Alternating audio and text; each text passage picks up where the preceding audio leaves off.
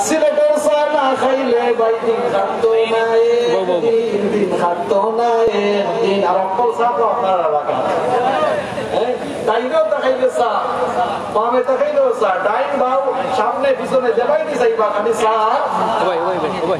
সিলেটের চা না খাইলে বাইদিন খাদ্য নাই, খাদ্য নাই, দিন সুরমা গঙ্গর পারো বাড়ি সারো দেশ বিদেশ বেচাগিরি আমরা হকল সিলটি, আমরা হকল সিলটি, আমরা সবাই হেফাজত করব। ওটা আমিন। বাক্যাদিন বলে বহুত সময় সিলটি পাচ্ছি লাগছে একবারে মায়ের কুলো আইয়া। আলহামদুলিল্লাহ। একই ভাষার আসলে বিভিন্ন আঞ্চলিকতা আছে, ঠিক না? নেই আমরা ভাষার মতো একটা রহমত আছে। আর কেন এই আঞ্চলিকতা নিয়ে কোনো বড়াই করলো মনে রাখতে হইব, আঞ্চলিকতা বর্ণবাদ এগুলো ইসলাম কোনোদিন সাপোর্ট করে না। আপনি আঞ্চলিকতা আর বর্ণবাদের উপরে টাকা লাগবে। আঞ্চলিকতার কারণে যেন আপনার মাঝে কোনো বিদ্বেষ না হামায়, আল্লাহ তাআলা আপনাদের কবুল করুক। আমিন। সম্মানিত ভাইয়েরা, সময় অত্যন্ত সংক্ষিপ্ত, সেজন্য আমি অপ্রাসঙ্গিক কথা না বলে সরাসরি আমরা যেহেতু কোরআন কারীমের মাহফিলে এসেছি, আমরা কোরআন থেকেই আলোচনা শুরু করব ইনশাআল্লাহ। কোরআন কারীম এই কিতাব নাযিল করেছেন কে? এই কিতাবের ভেতরে কোনো ভুল আছে? কোনো ডাউট, কোনো সন্দেহ আছে? থাকবেই বা কিভাবে? কারণ এটিকে নাযিল করেছেন শীর্ষ মহান বরকতময় সত্তা, যিনি সকল প্রকার দোষ ত্রুটি দুর্বলতা এবং অক্ষমতা থেকে সম্পূর্ণ মুক্ত। তিনি কে? তিনি এই কিতাবের ব্যাপারে বলছেন যালিকাল কিতাব লা রাইবা ফীহি হুদাল লিল মুত্তাকিন। This is the book, the most authentic book in this world, whereof there is no doubt about it, and it's a guidance for those who are muttaqin. এটি এমন একটি কিতাব, এর মধ্যে সন্দেহ কিংবা সংশয় আছে এ ব্যাপারেও কোনো সন্দেহ বা সংশয় কখনো প্রকাশ করা যাবে না। আল্লাহু আকবার। আল্লাহকে যারা মেনে চলতে চায়, ভয় করে চলতে চায়, তাকওয়ার নীতি অনুসারে যারা তাদের জীবনকে পরিচালনা করতে চায়, এই কিতাবের মধ্যে গাইডলাইন দিয়েছেন কে?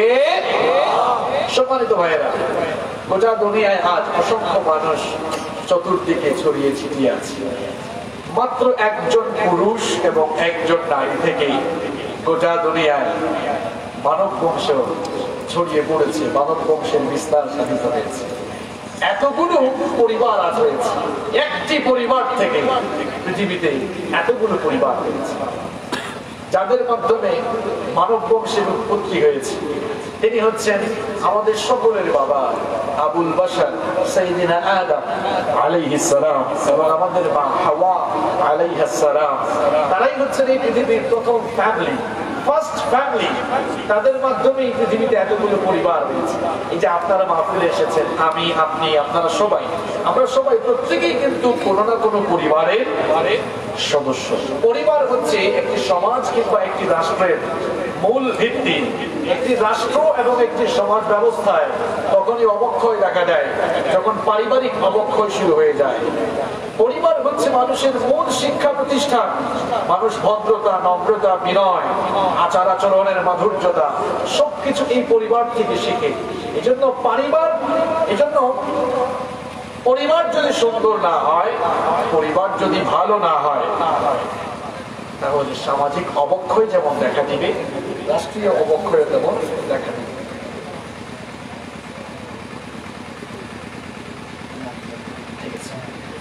সাউন্ড যারা শুনতে পাচ্ছেন না, আমার মনে হয় এখানে আরো ইয়ে থাকলে ভালো হতো, এখানে মনিটর থাকলে আমিও শুনতে পেতাম।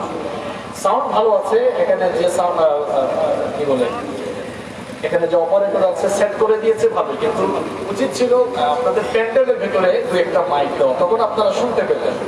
অপারেটিং ঠিক আছে, শুনতে পাচ্ছেন তো সবাই, তাই না? আসলে মালা সাউন্ড না হইলে নিজে মাইকটাও আরাম পাওয়া যায় না, যারা শুনে এরাও আরাম পায় না। মাঝে মাঝে তোরা সিলেট হইব, অসুবিধা আছে না? আচ্ছা, অসুবিধা না হইলে হইল। কোন জায়গাতে আছি? আছে নেই সিলেট নাই, কোন জায়গাতে আছি ওখানে বুঝতে হবে, মানে আলোচনা। আপনি যখন বড় জায়গা থাকি ঢাকার যায়, একবারে গাড়ি চালাইয়া সোজা যান কিনা, আমার মাঝে মাঝে পেশাব পায়খানার লাগবে তো লামিয়া রেস্টুরেন্টের বিরতি লিখলাম। এই আলোচনা তো মাঝে মাঝে বিরতি হবাই যায়, লাগে রাস্তা রাখলে হইতো না, যে জায়গাতে আছে অনেক টাকা লাগবো। কথা ঠিক নেই? প্রিয় ভাইরা, এতগুলো পরিবার হয়েছে একটি পরিবার থেকে। এই পরিবার হচ্ছে একটি সমাজ কিংবা রাষ্ট্রের মূল ভিত্তি।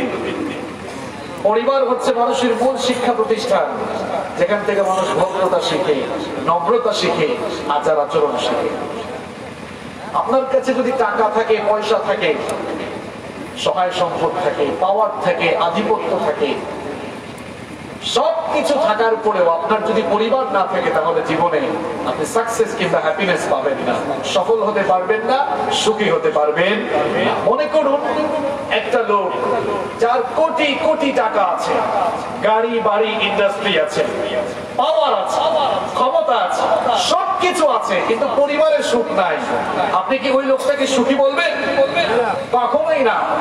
এত কিছু থাকার পরেও কি হবে বলেন ভাই? ঘরে গিয়ে যদি শান্তি না পান। এই জন্য পারিবারিক শান্তি মানুষের জীবনে সমৃদ্ধি বয়ে আনে। আজ আমাদের পরিবারগুলোতে সুখ নেই, আমাদের পরিবারগুলোতে অবক্ষয় দেখা দিয়েছে, আমাদের পরিবারগুলোতে বিজাতীয় এবং পশ্চিমা সংস্কৃতির সাংস্কৃতিক আগ্রাসন চলছে, আমাদের পরিবারগুলো ধ্বংস হয়ে যাচ্ছে। অথচ পরিবার হচ্ছে একটি সমাজ, একটি রাষ্ট্রের পিলার, ভিত্তি। এই ভিত্তি যত বেশি মজবুত হবে, একটি জাতি, একটি সমাজ, একটি সভ্যতা তত বেশি মজবুত হবে। আমাদের পরিবারগুলো আজকে অসুখী কেন? আমাদের পরিবারে এত গ্যাঞ্জাম কেন? পরিবারে এত মারামারি কেন? পরিবারে এত ঝগড়াঝাটি কেন? তার কারণ হচ্ছে আমরা আমাদের পরিবারগুলোকে ইসলামের আলোয় আলোকিত করতে পারছি না। আমরা আমাদের পরিবারগুলোকে সুখী পরিবার হিসাবে গঠনের জন্য আমাদের পরিবারে যে সকল জায়গাগুলোতে কাজ করা দরকার ছিল, আমরা সেখানে কাজ করছি না। আপনারা সবাই একটি সুখী পরিবার চান কি চান না? কারা কারা সুখী পরিবার চান না হাত তুলেন তো। কেউ কেউ হাত আগে থেকে রেডি করে রাখছে, কেউ কেউ হাত আগে থেকে রেডি করে রাখছে, কারণ তারা মনে করে যে হুজুরে যা হইব সব জায়গায় তো হাত তোলা লাগবে না। এই হুজুর উল্টা, সব বাইক তো লেলে এই হুজুর কিতা। মাঝে মাঝে কনসেন্ট্রেশন আছে কিনা, আপনার মনোযোগ আছে কিনা, এখান বুঝবার লাগে উল্টা পাল্টা কথা হইব ইনশাআল্লাহ। সম্মানিত ভাইয়েরা, আমরা প্রত্যেকেই সুখী পরিবার চাই। সুখী পরিবার আপনারা চান কি চান না? সবার পেটে ক্ষুধা আছে? তাহলে তো আস্তে জবাব দিলেন কেন? না আপনারা বোতল ভিতরে খেয়াল হারাইয়া খেয়েছে ভাইয়া, মাথা লাগবো তো। সকলে সুখী পরিবার চান নেই? সবাই সুখী পরিবার চান তো? আমরা যদি আমাদের ফ্যামিলিকে, আমাদের পরিবারকে একটি সুখী পরিবার হিসেবে গঠন করতে চাই, তাহলে সুখী পরিবার গঠনের যে উপাদানগুলো রয়েছে, সেই উপাদানগুলো আপনাকে জানতে হবে এবং তার ভিত্তিতে একটি সুখী পরিবার গঠন করতে হবে। আমি এত কিছু বাদ দিয়ে আজকে এই সুখী পরিবার নিয়ে কেন কথা বলছি জানেন? সমাজে বিশৃঙ্খলা, রাষ্ট্রে বিশৃঙ্খলা কেন দেখা দিয়ে জানেন? আচ্ছা বলেন তো, সমাজে বিশৃঙ্খলা কারা করছে? রাষ্ট্রে বিশৃঙ্খলা কারা করছে? কোন না কোন পরিবারের সদস্যই তো বিশৃঙ্খলা করছে। আর এরা কেন বিশৃঙ্খলা করছে জানেন? এরা পরিবার থেকে মূল শিক্ষা পায় নাই। এদের মূল জায়গায় সমস্যা। আপনার যদি গুড়ার সমস্যা থাকে তো সব জায়গায় তো সমস্যা থাকবে। গুড়া ঠিক করা লাগবে, গুড়া ঠিক না করে গাছের আঘাত সেটা সিদ্ধ করুক, কোনো লাভ নাই। কথা বুঝছেন নেই ভাইরা? তাহলে সুখী পরিবার যদি আমরা গঠন করতে পারি, আমরা যদি আমাদের ফ্যামিলিগুলোকে, আমাদের পরিবারগুলোকে আলোকিত পরিবার, কোরআন হাদিসের, কোরআন সুন্নাহর ইনস্ট্রাকশন অনুযায়ী আমরা যদি আমাদের ফ্যামিলিগুলোকে জান্নাতি আলোয় আলোকিত এবং ইসলামের আদর্শে উজ্জীবিত, ইসলামের নীতি এবং আদর্শের আলোকে যদি একটি আলোকিত পরিবার গঠন করতে পারি, সমাজে যেমন সুখ শান্তি নেমে আসবে, রাষ্ট্রেও শৃঙ্খলা এবং ভারসাম্য ফিরে। এখন প্রশ্ন হচ্ছে, হুজুর সুখী পরিবার আমরা বানাবো কেন? সুখী পরিবার গঠন করার জন্য 13টি উপাদান রয়েছে। সবাই বলেন তো কয়টা উপাদান? সেই 13টি উপাদান মুখস্থ করতে হবে। এখন বাংলাদেশের বহুত মাহফিল হয়, বক্তাই জানে না, তাই কোন বিষয় নিয়ে আলোচনা করলা, আর যেটাই হুনরা এগুলো খালি তালে তালে ডাল মাররা, এও জানে না কিতাব বলে। যেমন এক নানা একবার মাহফিল গিয়া সকালবেলা বেলা উঠিয়া কর নাকি রে, তুই তো কালকে ওয়াজ মাহফিল গেলে না, এক হুজুর আসলা এমন ওয়াজ করিয়া গেছেন, মাথাই চলে একবার নাইতে হয় কিতাব বানাইছে। আর হইস না যে সুন্দর ওয়াজ, নাইতে হইল কিতাব ওয়াজ, মূল বিষয় কিতাব, কিতাবই আলোচনা করছেন। এখন নানাই হয়ে আসা নালাই তো বলছি, কিন্তু এখন তো জ্ঞান তো মনে হচ্ছে খুলতেও মনে হয় না, এগুলো কিতাবই আমারছে। কিনা বাংলাদেশে বহুত ওয়াজ হয়, আপনার বড় লেখা দিতে ওয়াজ হয় না, কিনো হয় জানি। প্রিয় ভাইয়েরা, এটা হচ্ছে দাওয়াতি প্ল্যাটফর্ম, এটা জ্ঞান অর্জন এবং জ্ঞান বিতরণ করার জায়গা। আপনারা যারা এসেছেন আপনাদের মেন্টালিটি যেন এমন থাকে আমরা এখান থেকে কিছু করে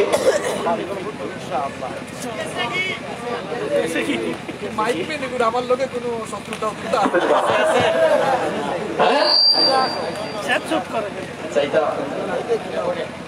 সম্মানিত ভাইয়েরা,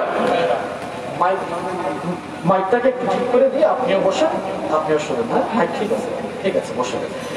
তাহলে একটি সুখী পরিবার গঠনের জন্য কয়টা জিনিস দরকার? না আওয়াজ হয় না, ওজন আওয়াজ ওজনও হয়েছে না। একটি সুখী পরিবার গঠনের জন্য কয়টি জিনিস প্রয়োজন? আরো জোরে হয়েছে না, আরো জোরে।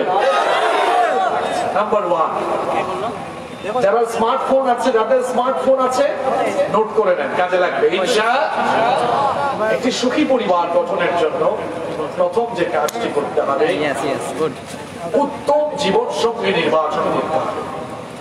একজন পুরুষ, একজন দিনদার নেককার নারীকে চুজ করে তিনি তার দাম্পত্য বা সাংসারিক জীবন শুরু করবেন।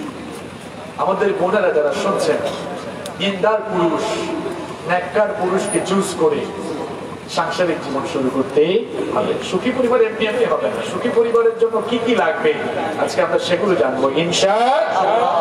তাহলে 1 নম্বর কি বললাম? উত্তম জীবন সঙ্গী নির্বাচন করতে হবে। যুবক আর তরুণ ভাইয়েরা যারা বিয়ে করেন নাই, যখনই বিয়ে করবেন দিনদার মেয়েকে প্রায়োরিটি দিতে হবে। মানুষ সাধারণত বিয়ের সময় মেয়েদের 4টি জিনিস দেখে। সবাই বলেন তো কয়টা? কেউ কোনো মাত্রা হরতে নাই। আমি কিন্তু জেলা নরম ইলা গরম মাতলে খবর আছে। কিন্তু আওয়াজ হইতো না, ওয়াজ হইব। ওয়াজ একটা আর আওয়াজ। জীবন পরিবর্তনমূলক কিছু কথা বলবো প্রিয় ভাইয়ের। সাউন্ড কোনো অযাচিত অপ্রাসঙ্গিক কোনো সাউন্ড হবে না, উঠাউঠি করবেন না। মানুষ বিয়ে করার সময় মেয়েদের 4টি কোয়ালিটির দিকে লক্ষ্য রাখে। কয়টি? বুখারীর বর্ণনায় হাদিস এসেছে, মুসলিম শরীফের বর্ণনায় হাদিস এসেছে। আন আবি হুরায়রা রাদিয়াল্লাহু আনহু আনিন নবী সাল্লাল্লাহু আলাইহি ওয়াসাল্লাম قال تنكح المرأة لأربع।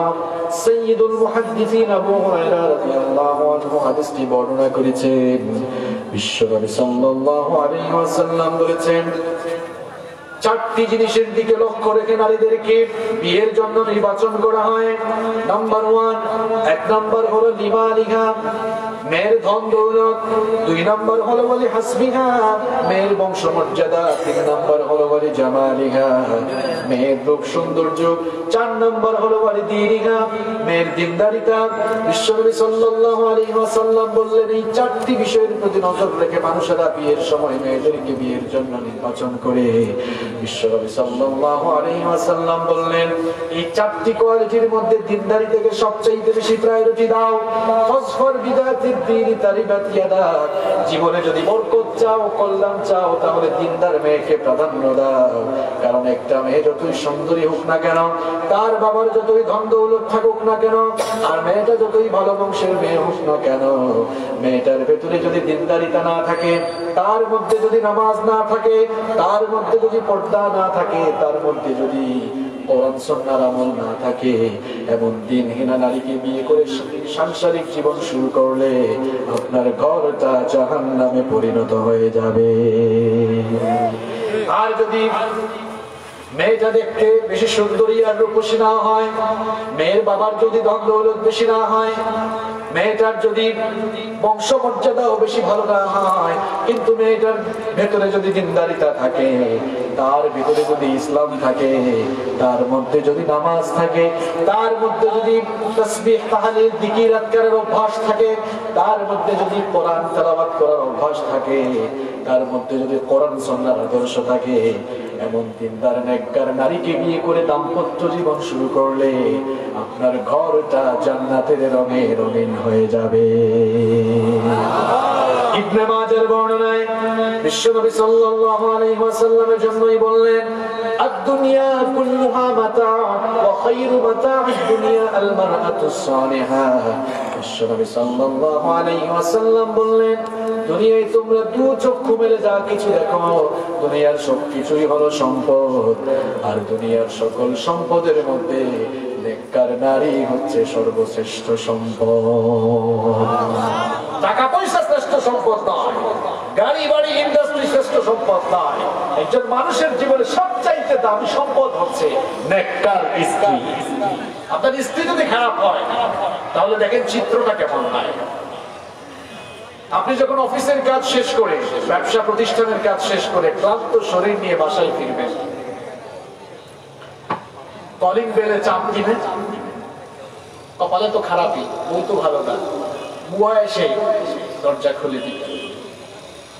গ্রামে গঞ্জে তো আর কলিং বেলের সিস্টেম নাই। বাড়িতে ফিরলে বউকে দেখবেন ঘুমাচ্ছে, আপনি যে এই টাইমে আসবেন এটা তার খবরও নাই। বাড়িতে আসার পর আপনি ড্রেস চেঞ্জ করবেন, সারাদিন তো বাইরে ছিলেন, বাসায় ফিরেছেন, বাথরুমে ওয়াশরুমে যাওয়ার দরকার আছে না নেই? যদি স্ত্রী খারাপ হয় দেখবেন ওয়াশরুমের দিকেও মনোযোগ নাই। ওয়াশরুম থেকে ফ্রেশ হয়ে বের হলেন, পেটে ক্ষুধা, ডাইনিং টেবিলে বসবেন খাবার দাবারের জন্য। স্ত্রী যদি খারাপ হয় আপনার পছন্দের মেনুটাকে সে প্রায়োরিটি দিবে না, যা মন চায় তা দিয়েই খাও। আর স্ত্রী যদি ভালো হয় বিপরীত চিত্র, আপনি কখন বাসায় ফিরবেন, কখন কলিং বেল দিবেন সে কিন্তু জানে, আগে থেকেই রেডি। দেখা যাবে কলিং বেল চাপার সাথে সাথেই দরজা খুলে দিবে। আপনি ওয়াশরুমে যাবেন, আপনি আসার আগেই ওয়াশরুমটাকে এত সুন্দর করে রাখবে, এত ক্লিন করে রাখবে, ঢুকলে মনে হবে এখানেই শুয়ে যায়, এত সুন্দর করে রাখবে। আপনি ওয়াশরুম থেকে বের হয়ে দেখবেন আপনার ডাইনিং টেবিলে আপনার পছন্দের সব মেনু সুন্দর করে সাজিয়ে রেখেছে। আপনার কফি খাওয়ার অভ্যাস আছে, চা খাওয়ার অভ্যাস আছে, দেখবেন খাওয়া দাওয়া শেষে নিজের হাতে বানিয়ে নিয়ে আসবে। আর বউটা যদি ভালো না আমাকে উল্টা, সকিনা তোর বসকে একটু চা দেন তো, খাবার বেশি দেবে লাগো দিলে একটা চা, ঠিক না? নেই। এর জন্য রাসূল করিম সাল্লাল্লাহু আলাইহি ওয়াসাল্লাম বললেন, খায়রু মাতা'আদ দুনিয়া আল মারআতুস সালিহা, দুনিয়ার সবচেয়ে শ্রেষ্ঠ সম্পদ হচ্ছে নেককার নারী। সুবহানাল্লাহ। বিশ্বনবী সাল্লাল্লাহু আলাইহি ওয়াসাল্লাম বললেন, চারটি জিনিস মানুষের জীবনে সৌভাগ্য নিয়ে আসে। সবাই বলেন কয়টা? চারটি জিনিস যার কাছে রয়েছে সেই লোকটা জীবনের সৌভাগ্য খুঁজে পেয়েছে। আরবাউন মিনাস সাআদা, চারটি জিনিস যার কাছে রয়েছে তার কাছেই সৌভাগ্য রয়েছে। নাম্বার 1 আল মারআতুস সালিহা, নেককার স্ত্রী। নাম্বার 2, 2 নাম্বার হলো ওয়াল মাসকানুল ওয়াসি', প্রশস্ত সুন্দর বাড়ি। 3 নাম্বার হলো ওয়াল জারুস সালিহ, ভালো প্রতিবেশী। 5 নাম্বার হলো ওয়াল মারকাবুল হানি, সুন্দর বাহন। এই চারটি জিনিস যার কাছে রয়েছে সৌভাগ্য তার কাছে রয়েছে। আচ্ছা, সৌভাগ্যের আলামত যদি হয় চারটি, তাহলে অনুমান করে বলেন তো দুর্ভাগ্যের আলামত হইতে পারে কয়টি? চারটি। বিপরীত দুর্ভাগ্যের আলামত বিশ্বনবী বললেন চারটি। নাম্বার 1, 1 নাম্বার হচ্ছে আল মারআতুস সু, খারাপ স্ত্রী। 2 নাম্বার হচ্ছে ওয়াল মাসকানুদ দাইয়্যিক, সংকীর্ণ বাড়ি। 3 নাম্বার হচ্ছে ওয়াল জারুস সু, খারাপ প্রতিবেশী। আর 4 নাম্বার হচ্ছে ওয়াল মারকাবুস সু, খারাপ বাহন, এমন বাহন যেটা চলে না, কি হয় না। তাহলে চারটি জিনিস মানুষের জীবনে সৌভাগ্য বয়ে আনে। তার মধ্যে 1 নাম্বারই হলো আল মারআতুস সালিহা, নেককার স্ত্রী। সুবহানাল্লাহ। বিশ্বনবী সাল্লাল্লাহু আলাইহি ওয়াসাল্লাম বললেন, মান রাযাকাহুল্লাহু ইমরাআতান সালিহাতান ফাকাদ আ'ানাহু আলা শাতরি দীনি, আল্লাহ তাআলা যাকে নেককার স্ত্রী দান করেছেন, আল্লাহ তাআলা ওই লোকটাকে ইসলামের অর্ধেক দিয়ে দিয়েছে। কত বড় কথা! আল্লাহু আকবার! যাকে আল্লাহ তাআলা নেককার স্ত্রী দিয়েছেন, আল্লাহ তাআলা তাকে ইসলামের অর্ধেক দিয়েছেন। সুবহানাল্লাহ। ইসলামের অর্ধেক দিয়েছেন, তাহলে বাকি আছে কত? আরো অর্ধেক। আল্লাহ রাসূল সাল্লাল্লাহু আলাইহি ওয়াসাল্লাম বললেন, ফাল ইয়াত্তাকিল্লাহা বিশাতরিত তাবিদ, বাকি অর্ধেকের ব্যাপারে সেজন্য তাকওয়ার নীতি অবলম্বন করে সেজন্য আল্লাহকে ভয় করেছিল।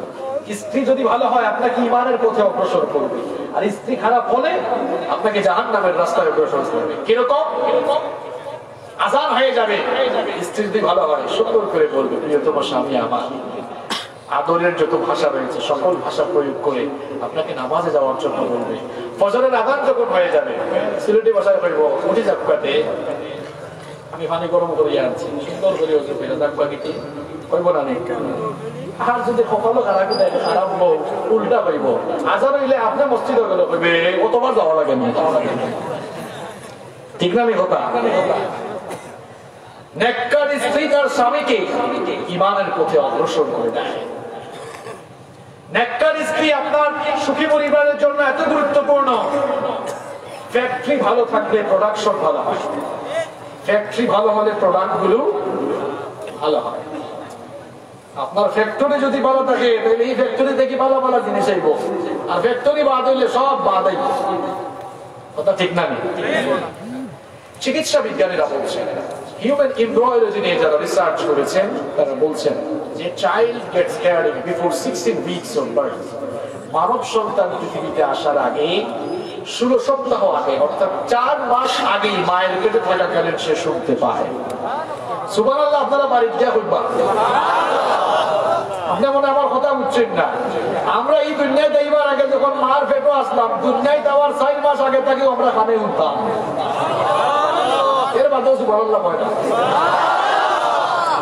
কেন কত বড় কথা বুঝছেন না আপনি মানে দুনিয়ায় কইছেন না মার পেটে আরো 4 মাস বাকি দুনিয়ায় যাইতে 4 মাস আগে মার পেট থেকে অকলতা হচ্ছে কেন আমার কথা না যারা হিউম্যান এমব্রয়ডারি ভ্রূণ তত্ত্ব নিয়ে যারা রিসার্চ করেছেন তারা বলছেন আপনারা ভাইবা হুজুর তো বিজ্ঞান বহুত আগে গেছে আগাইছে ঠিক কিন্তু কোরআন থেকে বেশি আগাইতে পারছে জীবনে ফাটতো আপনারা তো কোরআন করেন না মনে করছেন কি তাবিজের কিতাব এই মৌলভী বাজারে মনে তাবিজ নাই আছে নি এই তাবিজ তুই কই পাইছো মান আল্লাকা তামিমাতান ফাকাদ আশরাকা বুখারীর বর্ণনা বিশ্বনবী সাল্লাল্লাহু আলাইহি ওয়াসাল্লাম বললেন যে লোকটা তাবিজ ঝুলালো সে আল্লাহর সাথে শিরক করলো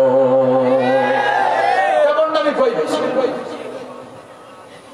এই কোরআন তাবিজ দেখার লাগে ইসলাম এই কোরআন এসে কোরআন দিয়ে পরিবার সমাজ রাষ্ট্র সবকিছু কোরআন দিয়ে পরিচালনার জন্য কোরআন এসেছে কেমন নামে কই বেশি তাবিজ লিখা আপনার কোন কোয়া ওখান গোল্লাসের ভিতরে আড়াইয়া এর মধ্যে আমি আসেনি আপনারা এলাকা আমি একবার বাড়ি যাইছি এখন দেখি এক ব্যক্তি বুঝছেন নেই আপনার আবার খোলা হুজুর পেটি মানুষের দিকে আপনি চাইনি আমার আত্মীয় কথা বুঝছেন নেই আমার মাহরাম মাহরাম বুঝেন তো আপনারা পুরুষের লাগে 14 জন নারী তো আমি কইলাম গো এই ফানির মাঝে কাগজ তুমি তা করো কেন এখানে কিন্তু চামচ নেই না কিন্তু লাল লাল আমার এখন নারে বাবা হুজুরে তাবিজ একটা দিচ্ছে তো তাবিজ লে লাভ না বললাম তাবিজ দেয় একটু চিন্তা করতে হয় খালি একদম আমার ওইসব পানি খাওয়ার লাগে সে হয় তা কই বেশ হ্যাঁ এই কোরআন শিফা আপনি ঝাড়ফুঁক দিতে পারেন পানি পড়া দিতে পারেন তেল পড়া দিতে পারেন কোনো অসুবিধা এক সাহাবী সাপে কাটা রোগীকে সূরা ফাতিহা পড়ে ফু দিলেন লোকটাকে আল্লাহ তাআলা ভালো করে দিলেন ওই লোকটা শিফা পাওয়ার পর বকরি শুনেন তো আপনারা বকরি দিছে বকরির মাংস তো বলবো যে আল্লাহ রাসূলের কাছে লয়ে গেছে আল্লাহ রাসূলের কাছে কিতাবা বকরি কই পাইছো তাই ঘটনা হলো এই যে আল্লাহ রাসূল আপনি তো আমরা লিখাইছেন যে সূরা ফাতিহা এটা সূরাতুল শিফা আমিও পড়ে দিছি ফুই গই দিছে বাবা আর খুশি হয়ে দিছে বকরি জব করি আমিও রাখছি কিছু আর কয়েকজন দিছে আপনারও দিছে আল্লাহ রাসূলের কইলা কম আনছো করতে আর বেশি আনলেও কোনো অসুবিধা আছে না সুবহানাল্লাহ যারা তাবিজ গুলো এখন পড়াবে ভাইরা আপনি মানুষের কাছ থেকে দেখানোর কোনো অসুবিধা নেই তাবিজ তুমিজ দেয়া কেন পানি ফোড়া দোক্কা তেল ফোড়া দোক্কা ঝাড় ফুঁক এটা জায়েজ আছে না নাই রাগ করছেন না আপনারা রাগ করলেও আমার চিন্তা করার নাই যেখান হক কে হইতো সম্মানিত ভাইরা তাহলে বলছিলাম ফ্যাক্টরি যদি খারাপ হয় প্রোডাকশন খারাপ হিউম্যান এমব্রয়ডারি নিয়ে যারা রিসার্চ করলেন তারা বললেন দুনিয়াতে আসা 4 সপ্তাহ আগেই মায়ের পেটে থাকাকালীন সন্তান শুনতে পায় এটি 1000 বছর আগে আল্লাহ তাআলা কোরআনে কারিমে বলেছেন সুবহানাল্লাহ কোরআনে কারিমে আল্লাহ তাআলা দর্শন শক্তির জন্য যে ওয়ার্ড যে শব্দ ব্যবহার করেছেন সেটা হচ্ছে বাসার এখানে উলামায়ে কেরাম আছেন তারা জানেন শ্রবণ শক্তির জন্য আল্লাহ তাআলা সাম শব্দ ব্যবহার করেছেন কোরআনে কারিমে যত জায়গায় আল্লাহ তাআলা সাম এবং বাসার শব্দ শব্দ দিয়েছেন, বাসরের আগে সাম দিয়েছেন। যেমন ইন্নাস সামআ ওয়াল বাসারা ওয়াল ফুআদা কুল্লু উলাইকা কানা আনহু মাসউলা। অন্য আয়াতে আল্লাহ তাআলা বলছেন ওয়াজআলা লাকুমুস সামআ ওয়াল আবসারা ওয়াল আফইদা। যত জায়গায় আল্লাহ তাআলা মানুষের শ্রবণ শক্তি আর দর্শন শক্তির কথা বলেছেন, দর্শন শক্তির আগে শ্রবণ শক্তির কথা বলেছেন। আধুনিক যত তাফসীর রয়েছে, আধুনিক সকল তাফসীরে এই আয়াতগুলোর সায়েন্টিফিক এক্সপ্লেনেশন দেওয়া হয়েছে এভাবে, যেহেতু আল্লাহ তাআলা কোরআন কারীমের সকল জায়গায় বাসরের আগে সাম শব্দ দিয়েছেন, অর্থাৎ দৃষ্টি শক্তির আগে শ্রবণ শক্তির কথা বলেছেন, তার মানে মানব সন্তান দৃষ্টি শক্তি লাভ করার আগে শ্রবণ শক্তি লাভ করে। আল্লাহু আকবার। তাহলে মায়ের পেটে থাকাকালীন যেহেতু সন্তান শুনতে পায়, আপনার ওয়াইফ যদি খারাপ হয়, আপনার সন্তানকে পেটে নিয়ে যখন পেটে ধারণ করবে, প্রেগন্যান্সিতে থাকাকালীন পেটে ধারণ করে যদি সারাদিন হিন্দি গান শুনে, সারাদিন নাটক দেখে, সিনেমা দেখে, নাটক সিনেমা দেখরা বেটিনিতা এলাকাত নাই,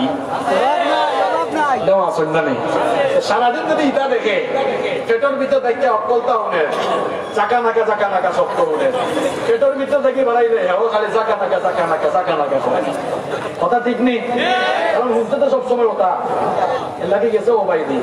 আর যদি আপনার স্ত্রী ভালো হয়, দিনদার হয়, নেককার হয়, এই সন্তানকে পেটে ধারণ করে তিনি যখন নামাজ আদায় করবেন, জিকির, আজকার, তাসবিহ, তাহলিল, কোরআন কারীমের তেলাওয়াত করবেন, ওই সন্তান পেটের ভেতর থেকে কোরআন তেলাওয়াতের সাউন্ড শুনে আল্লাহর কসম এরকম দিনদার নেককার মহিলার পেট থেকে যে সন্তানগুলো আসবে সবগুলো আবু বকর আর ওমরের জন্য, আবু বকর আর ওমরের মতো কোরআনের জন্য পাগল পাড়া হয়ে যাবে।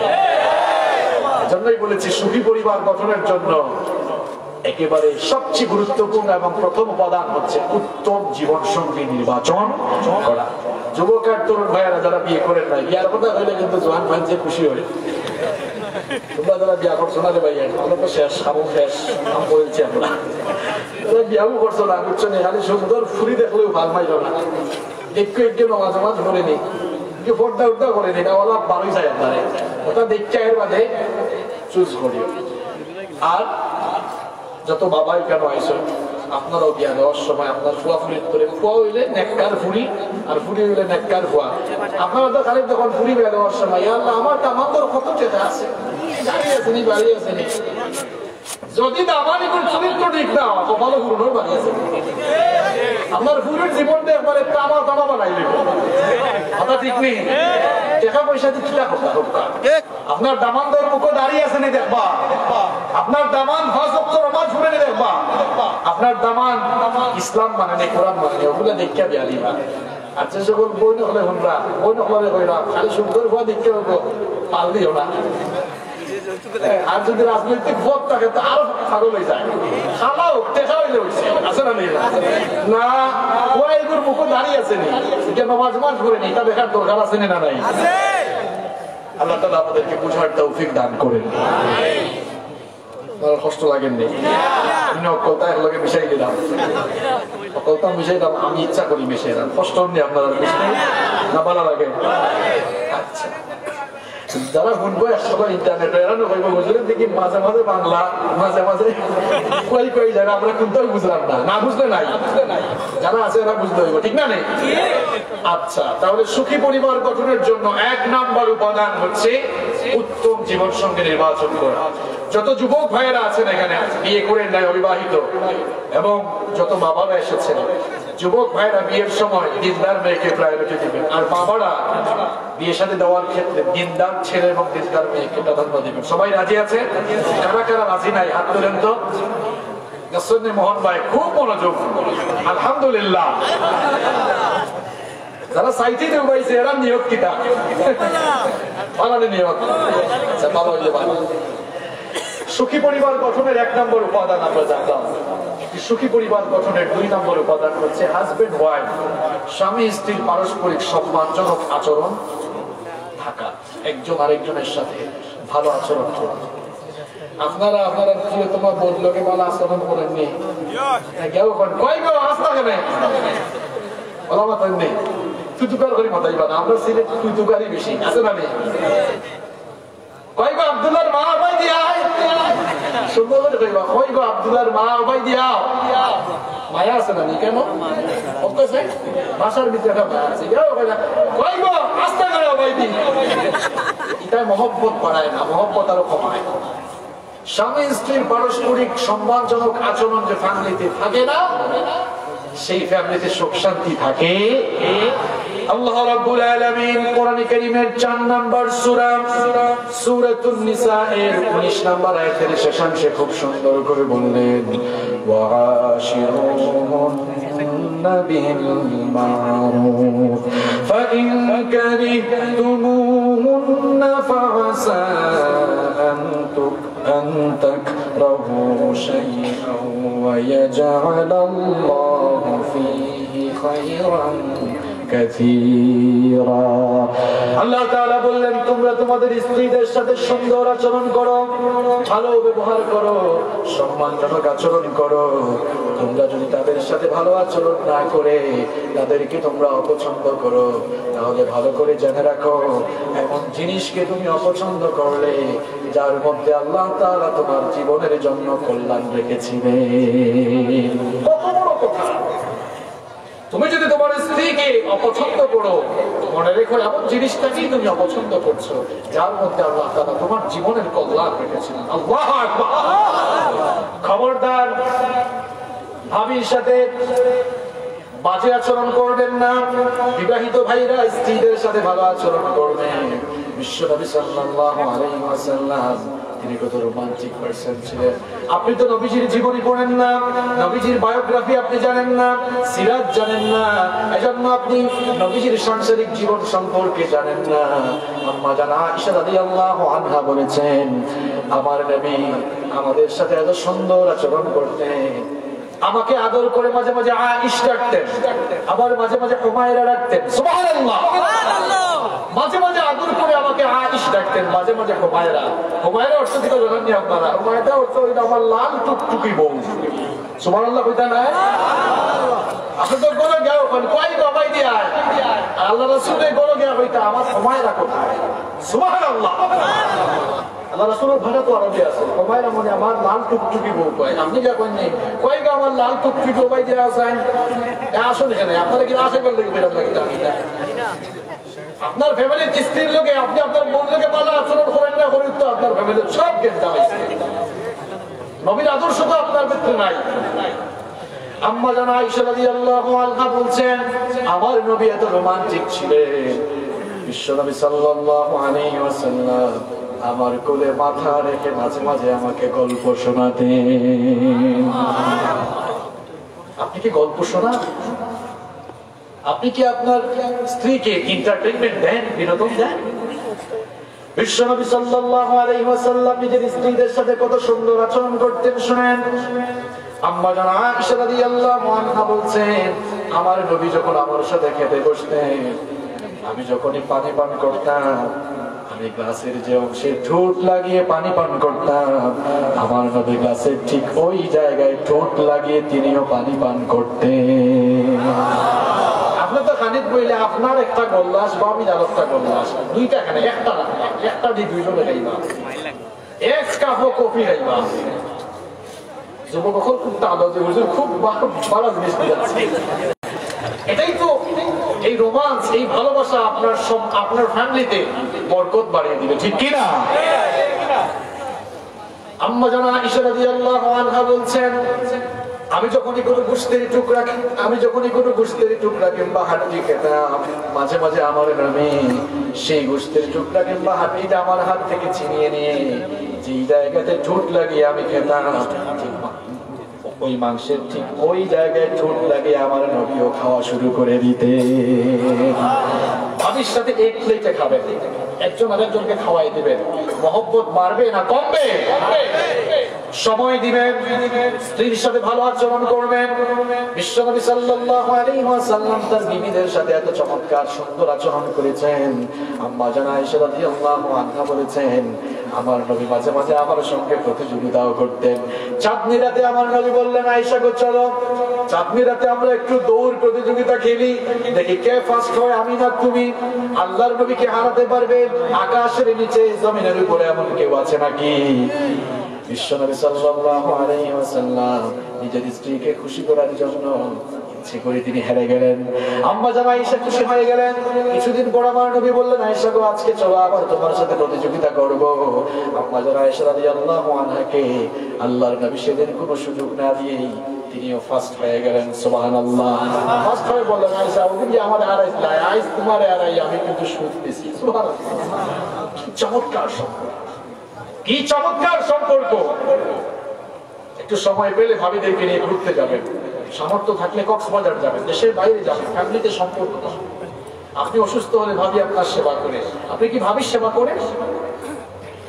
নিজের স্ত্রীকে আপনি অসুস্থ হলে সেবা করবেন, এটাও আমার নবীর আদর্শ।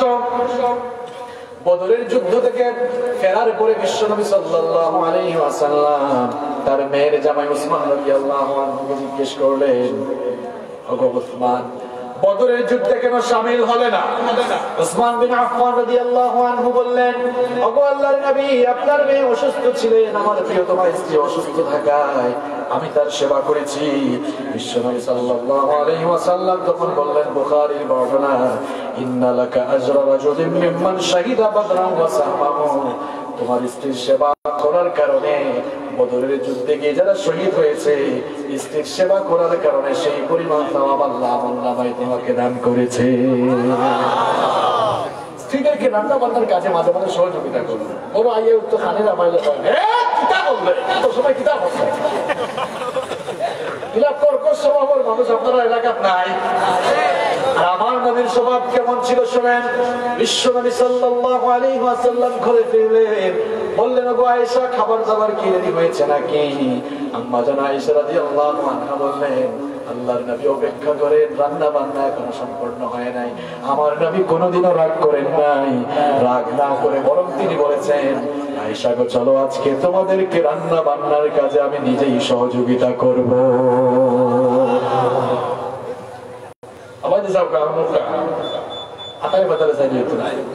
খাওয়া দাওয়ার বাদে মাঝে মাঝে থালা বাসন মানজানিতে আপনারা ভাবিলে সাহায্য করবো। মাঝে মাঝে আপনারা দেখবা খরা লাগতো না, আপনি আধ দাও মাত্র হবে, আপনার করেন না কেন? ওই যে আপনি আধ দেবা খরার লাগে ভালোবাসা আরো বাড়িছে, সহযোগিতা করবো। স্ত্রীর সহযোগিতা করা এটা নবীর আদর্শ, এটা নবীর সুন্নাহ।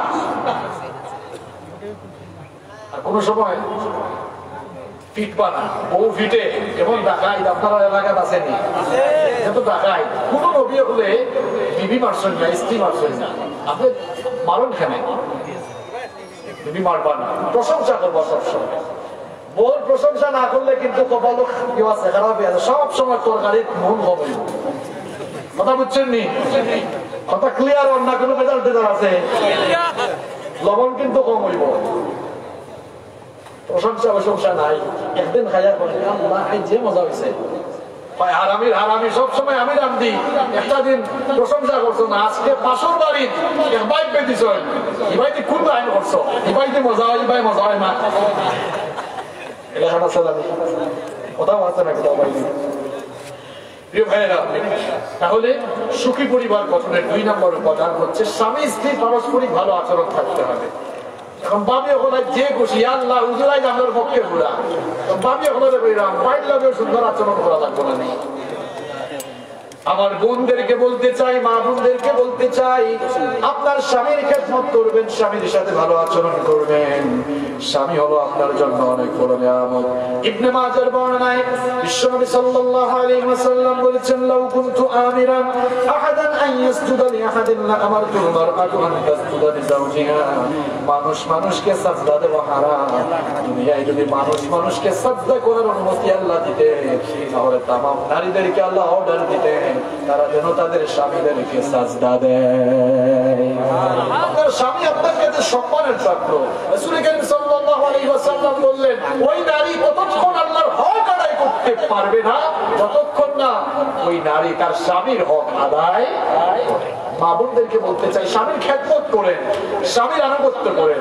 বিশ্বনবী সাল্লাল্লাহু আলাইহি ওয়াসাল্লাম বললেন, إذا صلت المرأة خمسها وصامت شهرها وحفظت فرجها وأطاعت زوجها যেই নারী 5 ওয়াক্ত সালাত আদায় করবে, রমজান মাসে রোজা রাখবে, নিজের ইজ্জত সতীত্বের হেফাজত করবে, স্বামীর আনুগত্য করবে, কিয়ামতের দিন তাকে বলা হবে জান্নাতের যে দরজা দিয়ে ঢুকতে মন চায় সেই দরজা দিয়ে ঢুকে আল্লাহর জান্নাতের ভেতরে দাখিল হয়ে যায়।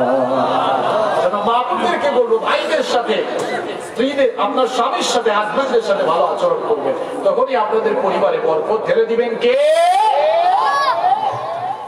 সুখী পরিবার গঠনের কয়টা উপাদান বললাম?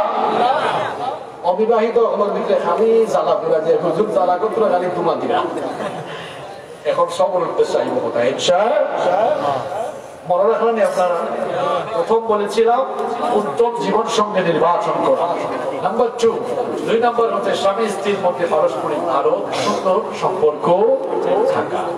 কখনো বাচ্চাদের সামনে হাজবেন্ড ওয়াইফ ঝগড়া করবেন না, এটা বাচ্চাদের, আপনাদের তর্কাতর্কি ঝগড়াঝাটি এগুলো বাচ্চাদের মন মানসিকতায় ব্যাপক প্রভাব ফেলে। এই জন্য এই কাজ করা যাবে। আল্লাহ তাআলা আমাদেরকে সঠিক সমঝ দান করুন, বলেন আমিন। সুখী পরিবার গঠনের 3 নম্বর উপাদান হচ্ছে আপনার ঘরের মধ্যে সালামের পরিবেশ থাকা। কি থাকা? যখনই ঘরে যাবেন সালাম দিবেন। ঘরে কি আপনারা সালাম দেন? সালাম তো নাই, এখন সালামের পরিবর্তে শুরু হচ্ছে হাই, হেই,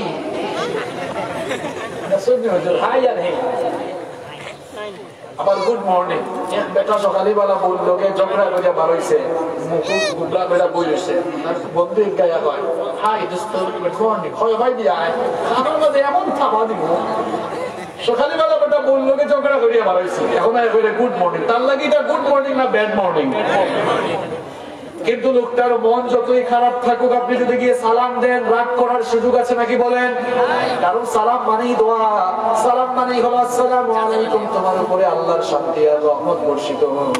যতই মন খারাপ থাকো, মন খারাপ থাকা সত্ত্বেও জবাব দিয়ে বলবে ওয়া আলাইকুম আসসালাম, তোমার উপরে আল্লাহর শান্তি আর রহমত বর্ষিত হোক। সুবহানাল্লাহ। ঘরে সালামের পরিবেশ। আপনি যখন দেখতে যাবেন ভাবিকে সালাম দিবেন, ভাবিকে সালাম দেন তো আপনারা নাকি বলেন যে আমি কেন সালাম দিব? অবশ্য সালাম দিয়ে মাঝে মাঝে অনেকে বিপদে পড়ে। ভাই আমাকে একদিন বললেন হুজুর সালাম দিয়ে আমি একদিন বিপদে পড়লাম। বললাম কি বিপদে পড়েছেন? বলে ঘরের মধ্যে গিয়ে কলিং বেল চাপলাম, কলিং বেল চাপার পরে আমার ওয়াইফ দরজা খুলে দিল। আমি বললাম আসসালামু আলাইকুম, সালামের জবাব ওয়া আলাইকুম আসসালাম না হয়ে আমার বউ বললো কি ইসলামী করো, আমাকে তুমি চিনো না? মানে আমরা মনে করেছি সালাম শুধুমাত্র স্পেসিফিক পারসন, কিছু সুনির্দিষ্ট ব্যক্তিকে দেওয়া যায় না। সালাম সকলেই সকলকে দিতে পারে। আপনি আপনার ছেলেকে সালাম দিবেন, আপনার মেয়েকে সালাম দিবেন। ঘুম থেকে উঠে আপনাদের মৌলভীবাজার এলাকায় দেখলাম অনেক ডুপ্লেক্স বাড়ি, খুব সুন্দর বাড়ি আপনাদের। ঘর থেকে বের হবেন, ছেলের সাথে দেখেন আসসালামু আলাইকুম। সিলেটি মানুষ যেহেতু আসসালামু আলাইকুম, বাবারে ভালো আছো নি? ওর নামাজ তুমি পড়ছো নি? আপনার শরীর লোকে দেখো আসসালামু আলাইকুম, মাইগো নামাজ পড়ছো নি তুমি? ভাই বোন দেখা হইব, সালাম দিবা আপনারা আসসালামু আলাইকুম। ভাইয়া নামাজ পড়ছো নি? আসসালামু আলাইকুম। আপু বাফা নামাজ পড়ছো নি? এলাকার সালামের পরিবেশ যদি গরু থাকে, এই গরুর অশান্তি কোনোদিন হামাইব? বাবা মা যারা আসেন ফুয়াফুরির থেকে সালাম দিলে ফুয়াফুরিকে আপনার কাছ থেকে সালাম শিখে নিল, আর দাদা যারা হয়েছেন, নানা যারা হয়েছেন, নাতি নাতিকে সালাম দিবা, এরা আপনার কাছ থেকে সালাম শিখে নিল, ঠিক না? সালাম দিবেন। তাহলে সালামের পরিবেশ থাকলে ওই ঘরটাকে সুখী ঘর বানিয়ে দিবেন কে? এটা আমার কথা নয়, বিশ্বনবী সাল্লাল্লাহু আলাইহি ওয়াসাল্লাম বললেন সালামের ব্যাপক প্রসার ঘটাও। সাইয়েদনা আনাস রাদিয়াল্লাহু আনহু হাদিসটি বর্ণনা করেছেন, তিনি বলেন আমার নবী আমাকে বললেন ইদা দাখালতা আলা আহলিকা ফাসাল্লিম ইয়াকুম বারাকাতুন আলাইকা ওয়া আলা আহলি বাইতিকা। বললেন ওগো আনাস, ঘরে যখনই ঢুকবা ঘরবাসী সবাইকে সালাম দিবা, কারণ এই সালাম তোমার আর তোমার ঘরের সবার জন্য বরকতের কারণ হয়ে যাবে। তাহলে সুখী পরিবারের 3 নম্বর উপাদান বা 3 নম্বর বৈশিষ্ট্য, সেই পরিবারে কি থাকবে? সালাম থাকবে। নাম্বার 4, 4 নম্বর হচ্ছে আনতাজআলাল বাইতা মাকানান লিযিকরিল্লাহ। আপনার ঘরকে আল্লাহর জিকিরের ঘর হিসাবে আপনি পরিণত করবেন। এমন ঘর যেন আপনার হয় যেই ঘরে সবসময় তেলাওয়াত হয়, জিকির আজকার হয়, তাসবিহ তাহলিল হয়, এমন ঘর যেন না হয় যেই ঘরে সার্বক্ষণিক 24 ঘন্টা টেলিভিশন, গান, হিন্দি গান, ডান্সের সাউন্ড, গানের সাউন্ড, এমন ঘর যেন আপনার না হয়। ঘরের মধ্যে সবসময় যেন কোরআনের সাউন্ড থাকে। যেই ঘরে কোরআনের সাউন্ড থাকে ওই ঘরে কোনোদিন শয়তান ঢুকতে পারে? বিশ্বনবী সাল্লাল্লাহু আলাইহি ওয়াসাল্লাম বললেন, লা তাজআলু বুয়ুতাকুম মাকাবির, তোমরা তোমাদের ঘরকে কবর বানিয়ে ফেলো না, ঘরের ভেতরে কোরআন তেলাওয়াত করো। তোমরা ঘরের ভেতরে কোরআনের সাউন্ড দিয়ে ঘরটাকে ধ্বনিত করে দাও। যেই ঘরে কোরআন তেলাওয়াত হয়, বিশেষ করে সূরাতুল বাকারা যেই ঘরে তেলাওয়াত হয়, ইয়ানফিরুশ শাইতানু মিনাল বাইত, সেই ঘর থেকে শয়তান পলায়ন করতে থাকে। আপনারা মৌলভীবাজার ওই জায়গাতে আমি আইছিলাম, নাম কইতাম না, চিনি রেবা কইলে এই ঘরে আমাদের তাবিজ কইলাম, তাবিজ লাগাইছো না, কয় হুজুর জিন তো তারাইতো না। আল্লাহ রাসূলের হাদিস, যেই ঘরে কোরআন তেলাওয়াত সূরা বাকারা তেলাওয়াত হয়, শয়তান তো বলে কথা, জিন ভূত সিদ্ধা এখান থেকে পালাইতে থাকে। সুবহানাল্লাহ। তোমার ঘরে শয়তান আইতো না তো কার ঘরে আইতো? শয়তানের কথা হয় না তুই আস্তা দিন টিভি বাজে। ঘরে কোরআন তেলাওয়াত করুন, কোরআনের চর্চা করুন, ঘরের মধ্যে যেন কোরআনের সাউন্ড থাকে। আপনার ছেলে যেন কোরআন পড়ে, মেয়ে যেন কোরআন পড়ে, আপনার ভাই যেন কোরআন পড়ে, বোন যেন কোরআন পড়ে, সবাই যেন কোরআনের সাউন্ড দিয়ে, কোরআনের ধ্বনি দিয়ে ঘরটাকে ধ্বনিত করে রাখে। এই ঘরে বরকত নাজিল করবেন কে? যাদের পরিবারের সুখ শান্তি নাই, আজকে বুজুর্গা খেলে নাই, এখন তো 4টা হয়েছে, আর বাকি আছে কয়টা? 9টা। সবখানে হইল। নাম্বার 5 নাম্বার হচ্ছে ঘরের মধ্যে সালাত, নামাজের পরিবেশ থাকা। আপনারা তো নামাজে আসেন না। যুবক তরুণ ভাইরা, তোমাদেরকে বলছি, কেন তুমি নামাজে আসো না? আজ কুলাউড়া এক মসজিদে নামাজ আদায় করলাম, মাত্র 4-5 জন মুসল্লি, তাই না? 4-5 জন। আফসোস লাগলো। কেন নামাজ ছেড়ে দিচ্ছেন আপনি? আপনি কোন ধোঁকায় পড়ে আছেন? দুনিয়ার চাকচিক্য আর মোহ আপনাকে ধোঁকায় ফেলে রেখেছে। কেন আপনি নামাজ ছেড়ে দিচ্ছেন? 30-40 বছর বয়স হয়ে গেল, এখন কি আপনার কবরের কথা মনে হয় না? আপনার বাবাকে মানুষ জিজ্ঞেস করতো, চাচা বাড়ি কোথায়? ওই যে ডুপ্লেক্স বাড়িটা দেখা যায়, এটা আমার বাড়ি। আপনাকেও মানুষ জিজ্ঞেস করে বাড়ি কোথায়, বলে এটা আমার বাড়ি। এটা আপনার বাড়ি নয়, এই দাসের বাজারের কবরস্থান আপনার আসল বাড়ি। কিসের বাড়ি বাড়ি করেন আপনি? কবরে গিয়ে আপনি আপনার অবস্থা কি হবে আপনি চিন্তা করেছেন? কেন নামাজে আসেন না? যুবক তরুণদেরকে বললাম, নামাজে আসো না কেন? কয় হুজুর আমাদের তো সময় হয় নাই। কখন সময় হবে? যখন চুলদারি পেকে যাবে। তাকিয়ে কি দেখো না? তুমি কি দেখো না কত যুবক রাতের বেলা ঘরে ঘুমায়, সকালবেলা তার লাশ ঘর থেকে বের হয়? আছে না নাই? শয়তানের ধোঁকায় পড়ে যাও না, এটা শয়তানের পজিটিভ ধোঁকা। নামাজ পড়লে খুশি হন কে? আর নামাজ ছাড়লে খুশি হন কে? কে খুশি হয়? আজকে ফজরের নামাজ ছেড়ে দিয়ে কাকে খুশি করলেন? যোহরের নামাজ ছেড়ে দিয়ে কাকে খুশি করলেন?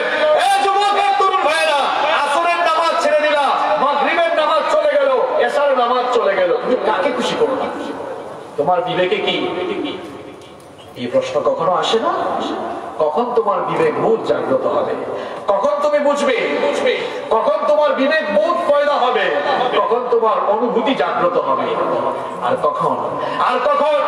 এখনো কি তোমার মনে হয় না তুমি দুনিয়া থেকে চলে যাবে? এখনো কি তুমি বুঝতে পারছো না তোমার মুসাফির খানা মেহমান বাড়িতে এসে তুমি তো তোমার নিজের বাড়ির ঠিকানা ভুলে গিয়েছো? আমাদের বাড়ি জান্নাত, এখানে আমরা এসেছি এই দুনিয়া ওয়েটিং রুমের মতো। আপনাদের এলাকার অনেকেই লন্ডনে যান, আপনাদেরকে বোঝাতে অনেক সুবিধা হবে।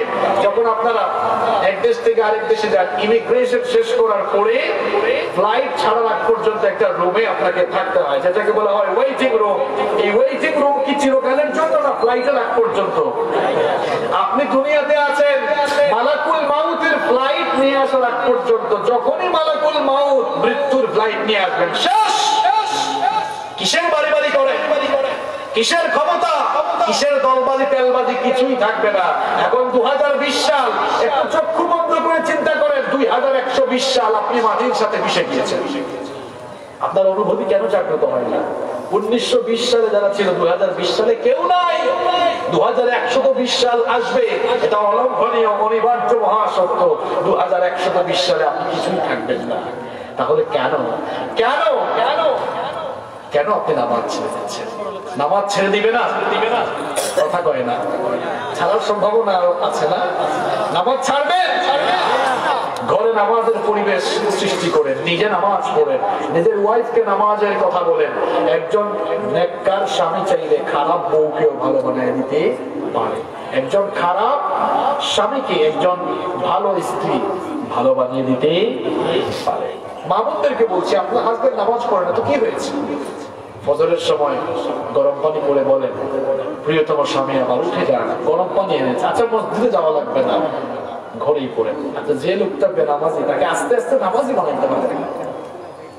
5 ওয়াক্ত করার দরকার নেই। আচ্ছা, আপনি আগে 1-2 ওয়াক্ত পড়েন, 1-2 ওয়াক্ত যখন নিয়মিত করি আসেন, এবার আপনি 4 ওয়াক্ত পড়েন। 4 ওয়াক্ত পরে ফজর পড়ে না বুঝান, আর ফজরটাও বাদ দিয়ে না, ধীরে ধীরে নিয়ে আসেন, ধীরে ধীরে নিয়ে আসেন, দেখবেন ভালো হয়ে যাবে।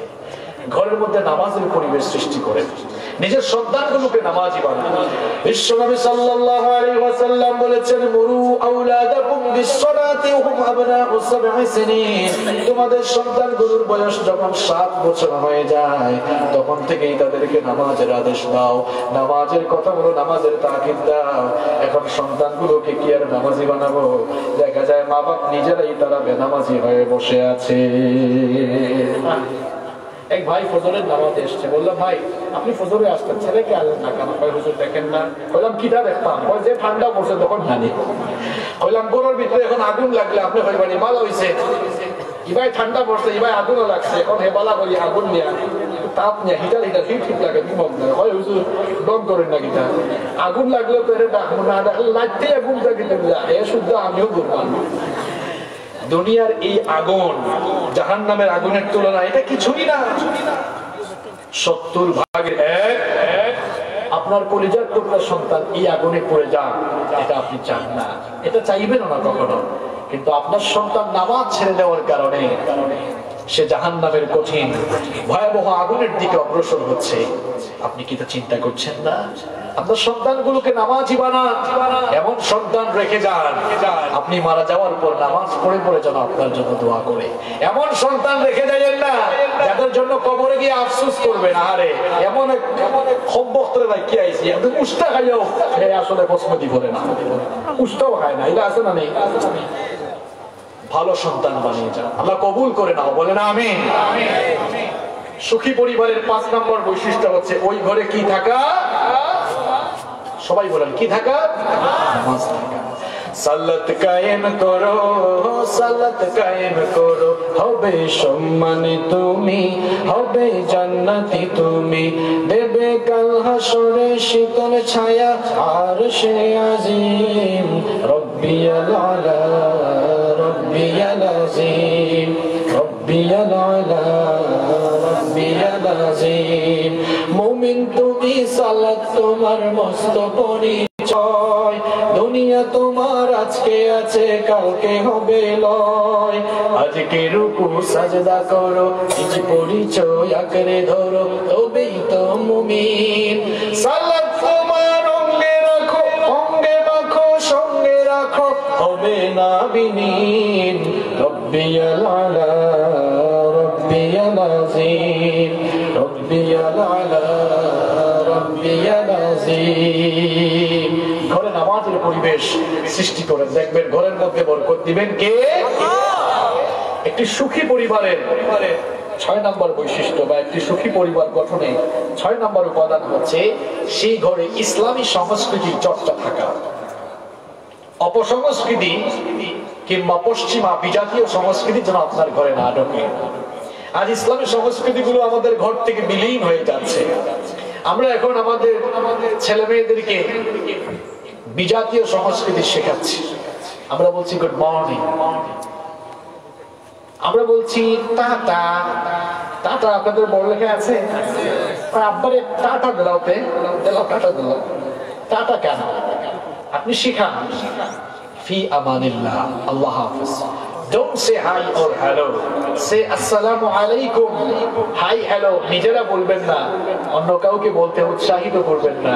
হাই হ্যালোর পরিবর্তে বলেন আসসালামু আলাইকুম। হয় ওকে ওকে দোস্ত ওকে ওকে ওকে না, এটা আপনি করতে পারবেন কিনা আপনি জানেন না। আপনি কইবা ইনশাআল্লাহ। সুন্দর কোনটা দেখলে ওই ইয়া মাহমুদ তো সুন্দর, যে ইয়া মাহমুদ হইলে তো ভালো, তারপরে তো অনেকে খন amazing fantastic beautiful wow wow না ওয়াও জাক্কাস জাক্কাস আর কোনটা আছে নি জুস জুস জুস না দোস অসাধারণ অসাধারণ আর কি তা কোনটা আছে ওএমজি আর কোনটা আছে নি ভাইরে তোমরা অতটা জানো কি না সবটা জানো দর্শন নেই ইয়াদার বিশ্বলের হ্যাঁ 2020 আচ্ছা প্রিয় ভাইরা এগুলো বলা যাবে না। এই জিনিসটাকে তিনি সুন্দর করে বানিয়েছেন, প্রশংসা করব তার। সৃষ্টির প্রশংসা হবে না, প্রশংসা হবে স্রষ্টার। সৃষ্টির প্রশংসা হবে না, প্রশংসা হবে স্রষ্টার, কারণ এটাকে সুন্দর করে সৃজন করেছেন, সৃষ্টি করেছেন কে? আপনি বলবেন সুবহানাল্লাহ মাশাআল্লাহ। ইসলামী সংস্কৃতি চর্চা করবেন, আপনাদের বাচ্চাদেরকে, আপনাদের ছেলে মেয়েদেরকে কোরআন তেলাওয়াত শোনাবেন। কারো কণ্ঠ ভালো থাকলে এদেরকে ইসলামী সঙ্গীতের শিল্পী বানাবেন। আপনাদের অবস্থা এখন এত খারাপ হয়েছে, আপনার অভ্যাস এখন এত বাদ হয়েছে, বাচ্চাদের সামনে ধরো ধরো ধরো ধরো ইউটিউব থেকে গান বেছে লাগে, শুধু গান হতে হতে এখন সবাই যার খালি মনোযোগ। আপনি বিপরীতটা করেন, কোরআন তেলাওয়াত বাজিয়ে দেন, ইসলামী সঙ্গীত বাজিয়ে দেন, গজল বাজিয়ে দেন, কোরআনের তাফসীর বাজিয়ে দেন। তার মন মানসিকতা ছোটবেলা থেকেই ওই দিকে ডাইভার্ট হবে। সম্মানিত ভাইয়েরা, আপনাদের সন্তানগুলোকে অপসংস্কৃতির দিকে ঠেলে দিবেন না। গোটা দুনিয়ায় সাংস্কৃতিক আগ্রাসন চলছে, এই সাংস্কৃতিক আগ্রাসনের বিরুদ্ধে যুদ্ধ ঘোষণা করে ইসলামী সংস্কৃতি চর্চা করে গোটা দুনিয়ায় ইসলামী সংস্কৃতির বিপ্লব ঘটাতে হবে। সবাই রাজি আছেন? তাহলে সুখী পরিবার গঠনের 6 নম্বর উপাদান হচ্ছে ঘরে ইসলামী সংস্কৃতির চর্চা। নাম্বার 7 নম্বর হচ্ছে পর্দা থাকা। ঘরের মধ্যে কি থাকা? পর্দা। খালি বেটির দল লাগে না, বেটার দল লাগেও আছে। আপনার বাবির বাড়ি দিলা চাই বাবি তো আমার ভালো লাগে, বাবি আপনার ভালো লাগে, আলাদা রুমে দিলেও তার ভালো দিব। ভাবি দেবরের সামনে পর্দা করবেন। একজন নারীর জন্য 14 জন পুরুষ এবং একজন পুরুষের জন্য 14 জন নারী মাহরাম। এরা ছাড়া বাকি সবার সামনে আপনাকে পর্দা করে চলতে হবে। আপনারা আপনাদের স্ত্রী, আপনাদের মা বোন, সন্তান সন্ততি এদেরকে পর্দা শিখাবেন। আজকে পর্দা নেই, আমাদের সমাজ থেকে পর্দা উঠে যাচ্ছে। ওই দিন তথাকথিত এক বুদ্ধিজীবী বলছে যে বোরখা নাকি স্বাস্থ্যের জন্য ক্ষতিকর। যেই লোকটা এই কথা বলেছে সেও কিন্তু কয়েক মাস আগে এখনো সে বোরখার ভেতরে ঢুকে আছে। এই লোকগুলোর মাথার মধ্যে শয়তান পেশাব করে দিয়েছে। পৃথিবীর কোন বিজ্ঞান আজ পর্যন্ত প্রমাণ করতে পারেনি বোরখা স্বাস্থ্যের জন্য ক্ষতিকর। বরং আধুনিক বিজ্ঞান বলছে নারীরা যত বেশি তাদের শরীরকে ঢেকে রাখবে ততই তারা ব্যাকটেরিয়া থেকে, ভাইরাস থেকে, জীবাণু থেকে তত বেশি তারা মুক্ত থাকবে। বোরখার বিরুদ্ধে মাতো এখন বেটাইনতেও দেখলাম নিকাব ফিন্দা, ঠিক নেই? মাথন না কেন কথা ঠিক নেই? যারা এই কথা কইছে, যে বেটা এই কথা কইছে এখন আমার হইলাম না, দেখা গেছে কিগু আপনার তো খালি মাস্ক পিন্ধি হে আপনার মাঝে কথাটা মাথার মাঝে আমার কাছে খিসল লাগান, নেটল লাগান, আর দুটা আসলে নেই। আবার বোরখার লাগান, এটার নাম দিয়েছে তারা পিপিই। পিপিই না, পিপিই। বোরখা স্বাস্থ্যের জন্য ক্ষতিকর নয়। আজ গোটা দুনিয়ার চিকিৎসা বিজ্ঞানীরা বলছেন মাস্ক পরার জন্য, পিপিই পরার জন্য। আর আমার ইসলাম এতটাই সায়েন্টিফিক, এতটাই মডারেট, এতটাই অত্যাধুনিক, 1500 বছর আগে ইসলাম বলে দিয়েছে নারীরা বোরখার ভেতরে ঢুকে যাও। সুবহানাল্লাহ। ভাইরাস থেকেও বাঁচবা। ভাইরাস তো 2 প্রকার, এটা তো এক ভাইরাস, করোনা তো এক ভাইরাস, আরেক ভাইরাস কোনটা? অশালীনতা। ইফতিজিং নোংরামির ভাইরাস থেকে হেফাজতে থাকা। আপনারা পর্দা করেন নেই, যারা পর্দা করেন না তাদেরকে বলছি, যারা বয়স 40 বছর 45 বছর, আমি আপনার ভাইরা গো ব্যাক, পেছনে ফিরে যান।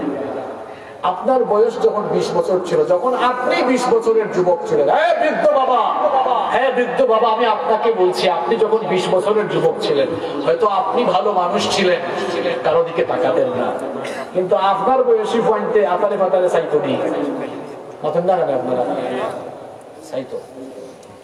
আপনি যে আপনার শরীরে ইলা বার করিয়া দেয় না, ইসলাম তো আপনার কাছে ভালো লাগে না, কিন্তু আপনি একটু বাস্তবতা বুঝেন না, একটু আত্মসম্মান বোধ আপনার ভিতরে নাই, যে আমার ঘুরে যে অবিবাহিত ঘুরি গু বার হয়েছে মূর্খা ছাড়া কত কেজি গুর বা একটু দৃষ্টি দেন, আপনার বিবেকও লাগে না এটা। আবার অনেক ভাইয়েরা আছেন নিজের বউকে পর্দা করেন। এক ভাই তার ওয়াইফকে নিয়ে বের হয়েছে, বড়লেখা বাজারে দাঁড়িয়ে আছে। ছোট ভাই একটা পাইলো এলাকা, বললো ভাই আপনি তো দেখলাম নামাজেও আসেন, ভাবি এই অবস্থা কেন, এভাবে নিয়ে আসছেন করে, ভাবি আপনাকে কিন্তু হ্যাপি লাগতেছে। ভাবি বলতেছে থ্যাংক ইউ, ভাই বলতে থ্যাংক ইউ থ্যাংক ইউ। কত বড় টাকা, নিজের বউয়ের সব কিছু আরেকজন দেখে বলতেছে জুস, আচ্ছা বলে থ্যাংক ইউ।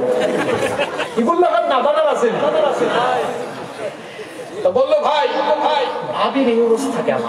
ভাই তোমার ভাবি খুব সুন্দরী, খুব রূপসী, আমি তাকে ঘরে সবসময় দেখি, চিন্তা করলাম আমার বউটা এত সুন্দরী এত রূপসী, এলাকার তো কেউ জানে না, এলাকার মানুষ তো দেখা দরকার, কারণ তাদেরও তো একটা হক আছে।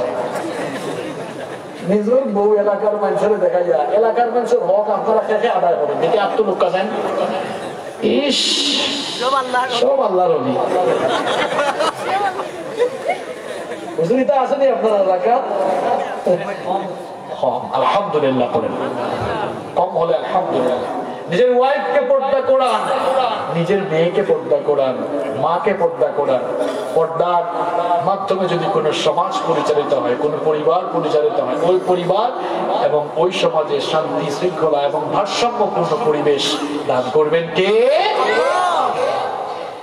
কষ্ট হননি আপনারা বাবা?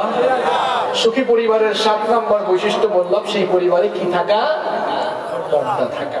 নাম্বার 8, সুখী পরিবারের 8 নম্বর বৈশিষ্ট্য হচ্ছে সেই পরিবারে দিন চর্চা নিশ্চিত করা। আপনার ছেলেকে আপনি সায়েন্সে পড়ান, নো প্রবলেম, কমার্সে পড়াবেন, অসুবিধা নাই, ইংলিশ মিডিয়ামে পড়াবেন, অসুবিধা নাই, কিন্তু সবার আগে আপনি আপনার সন্তানকে কোরআন শেখান, দিন শেখান। আপনার পরিবারে দিন চর্চা নিশ্চিত করুন। Teach your children the holy book Quran. The holy book Quran will teach your children everything. আপনার সন্তানকে কোরআন শেখান, দেখবেন কোরআন আপনার সন্তানকে গোটা দুনিয়ার জ্ঞান বিজ্ঞানের সাথে পরিচিত করে দিবে। সুবহানাল্লাহ। সন্তানগুলোকে কোরআন শেখান, আপনার পরিবারের দিন চর্চা নিশ্চিত করেন। এখন ডিসেম্বর মাস, ছেলে মেয়েদেরকে ভর্তি করানোর সময় আসতেছে। এমন জায়গা আপনারা ফপরের ধরে ভর্তি করবা না যেখানে দিন শিক্ষা নাই। আমি ব্যক্তিগতভাবে স্কুলে পড়ারও বিরুদ্ধে, মাদ্রাসা পড়ারও বিরুদ্ধে। মনে মনে ভাবলা এই আবার কোন হুজুর, ওবাই দিও না হবাই দিও না, এরকম বাই খেলে নাই, এটাও পেলাম, কেউ রাগ করবা না, আগে বুঝুক। আমি ব্যক্তিগতভাবে একটা কথা সবসময় কই, যে স্কুলে পড়ে এগু খানা আর যেগু মাদ্রাসা পড়ে এগু লেংরা, ব্যাখ্যা নেই খেনে খানা আর খেনে লেংরা। আমরা যে কারিকুলাম স্কুলে যেগু পড়ে এগু মাস্টার্স পাস করে দেখা যায় যে টপ ইংলিশ হয়, কিন্তু আও জানে না, আলিফও জানে না, বাও জানে না, আউযুবিল্লাহ সুন্দর করে হইতে পারে। যে শিক্ষায় মানুষের পূর্ণাঙ্গ শিক্ষিত বানায় না, এটা আসলে সুশিক্ষা না কুশিক্ষা। আমি এগুলো খানা করিলাম ফেলে ইগুই হকলতা ইক্যা দুনিয়া ছিল কিন্তু আখিরাত ছিল না। এর চৌক আছে, চৌক দিয়ে দুনিয়ার হকলতা দেখলো কিন্তু আখিরাত দেখো না, লাগে কইছি ইগু খানা। আর মাদ্রাসা ফোর্সে ইগু খালি লেখরা হয়ে যাচ্ছে, সব মাদ্রাসা নাই। এখন বাংলাদেশে অনেক ভালো ভালো মাদ্রাসা আছে না নাই? আমার অনেক স্কুল, সব স্কুলের কথা কইলাম না, অনেক স্কুলও কিন্তু দিন শিক্ষাও আছে। আপনারা আবার ভুল বুঝবেন, আমি হকলতা কইলাম না। এখন মাদ্রাসা ফিরে হে খালি আরবি কে ফালা ফালা ফালা বুঝছেন নি? তারপর কুরআন পড়ে হাদিস পড়ে এই মিশকাত খুলতা কোরআন আবি হুরায়রা রাদিয়াল্লাহু আনহু قال قال رسول الله صلى الله খালি আরবি পড়ে এখন এই কুরআন হাদিস পড়িয়া খালি আখিরাত তালাশ করে না, খালি আখিরাত তালাশ করলে দুনিয়া পরিচালনার লাগে দুনিয়ার জ্ঞানগুলো জানা দরকার। এমন বহু উজুর আছে আপনার দেশে, এখন কম্পিউটারের মানুষটাও ঠিক মতো ধরতে পারেন না। আরে ভাই, এটা কম্পিউটারের যুগ, বিজ্ঞানের যুগ। আপনি যদি কম্পিউটার আর বিজ্ঞান না জানেন, আপনি বহির্বিশ্বের যে ইসলামের দাওয়াত কি লাগবে? আপনি ইংরেজি শিখছেন না, বাংলাদেশের বাইরে মানুষের দাওয়াত দিবা কি লাগবে? আপনি বিজ্ঞান শিখেন না, তাহলে সায়েন্সে যারা পড়ে এরা আপনি ইসলাম কি লাগবে যাইবা? ইসলাম হইল মোকাম্মাল নিজামে হায়া, এটা কমপ্লিট কোড অফ লাইফ, পূর্ণাঙ্গ জীবন ব্যবস্থা, সব জানা লাগে। এখন খালি আখিরাত চাইতো স্যার, দুনিয়ার যে কিলা চলতে গেলে কিটা লাগে, ট্যাং লাগে, পাও লাগে, ঠিক না নেই? এখন দুনিয়ার চলবার লাগে দুনিয়ার জ্ঞান যদি না থাকে তাহলে এগুলো এর লাগে হয়েছে এগুলো না। তাহলে কেমন শিক্ষা হওয়া দরকার? যেখানে আধুনিক শিক্ষা থাকবে, বিজ্ঞানের শিক্ষা থাকবে, আধুনিক আর বিজ্ঞান শিক্ষার সাথে ইসলামের শিক্ষার কম্বিনেশন, সমন্বয় যেখানে থাকবে, সেখানে আপনারা আপনাদের সন্তানদেরকে পড়াবেন। দেখবেন আপনার ছেলে আপনার মেয়ে ইংরেজিও পারতেছে, বিজ্ঞানও পারে, আরবিও পারে, কোরআনও জানে, হাদিসও জানে। এরকম পরিবেশে যদি আপনারা আপনাদের সন্তানগুলোকে পড়ান, আপনার সন্তান ডাক্তার হোক অসুবিধা নাই, ইঞ্জিনিয়ার হোক অসুবিধা নাই, অ্যাডভোকেট হোক অসুবিধা নাই, ব্যারিস্টার হোক অসুবিধা নাই। দেখবেন আপনার সন্তান ব্যারিস্টার হয়েছে, পাশাপাশি দ্বীনের মৌলিক জ্ঞানও তার ভেতরেই রয়েছে। এজন্যই বললাম যে পরিবারের মধ্যে দ্বীনি শিক্ষা নিশ্চিত করতে সুখী পরিবারের 9 নম্বর উপাদান হচ্ছে, সুখী পরিবার গঠনের 9 নম্বর উপাদান হচ্ছে সেই পরিবারের মধ্যে সময়ের শৃঙ্খলা থাকা। কষ্ট নেই আপনারা, আমরা তো 13টা করেছিলাম, 9 নম্বর তুরা সামান্য। নাম্বার 9 নম্বর হচ্ছে সেই পরিবারের মধ্যে সময়ের শৃঙ্খলা থাকা, সময় সচেতন হতে হবে। মনে রাখবেন, যেই জাতি সময়ের প্রতি অসচেতন, সেই জাতি উন্নতি অগ্রগতির পথেও তারা সব সময় একটা বাধা কিংবা অন্তরায়ের মুখে থাকবে, কারণ সময়ের প্রতি সচেতনতা নাই। সময়ের প্রতি অসচেতনতার কথা কি আর বলবো। এক লোক কমলাপুর রেল স্টেশনে দাঁড়িয়ে আছে, রাত 11টার ট্রেন। লোকটা বসে আছে, রাত 11টা তো ঠিক আছে লিখছে, কয়টা বাজে জানি না, বসে আছে, দেখি না কখন আসে। হঠাৎ করে দেখছে ঠিক 11টাই হইছে। বাংলাদেশ এটা সম্ভব? যাই হোক, আলহামদুলিল্লাহ ট্রেন চলে আসছে। যখনই উঠবে আরেকজন বলে, ভাই এত খুশি হইস না, এটা গতকাল 11টার ট্রেন, আজকে 11টায় আসছে। আপনারা দেখবো আমরা দেশ সেই 11টা ছেলেটা প্রোগ্রাম আরম্ভ হইল বিকাল 3টা, মানুষে জানে বুঝছি এটা 3টার 5টা আরম্ভ হইল। যারা আয়োজন করে এরাও বুদ্ধিমান, অনুষ্ঠান যদি 5টা আরম্ভ করতে চায় এর এটা 3টা, ঠিক কিনা? সময়ের প্রতি কোনো কদর নাই আমাদের। জাপান এরা এত উন্নত হলো কেন জানেন? টাইম বাই টাইম, সময়ের কাজ তারা সময়ে করে। আমি ইউটিউবে গত বছর একটা ভিডিও দেখেছিলাম, অবাক হয়ে গিয়েছি।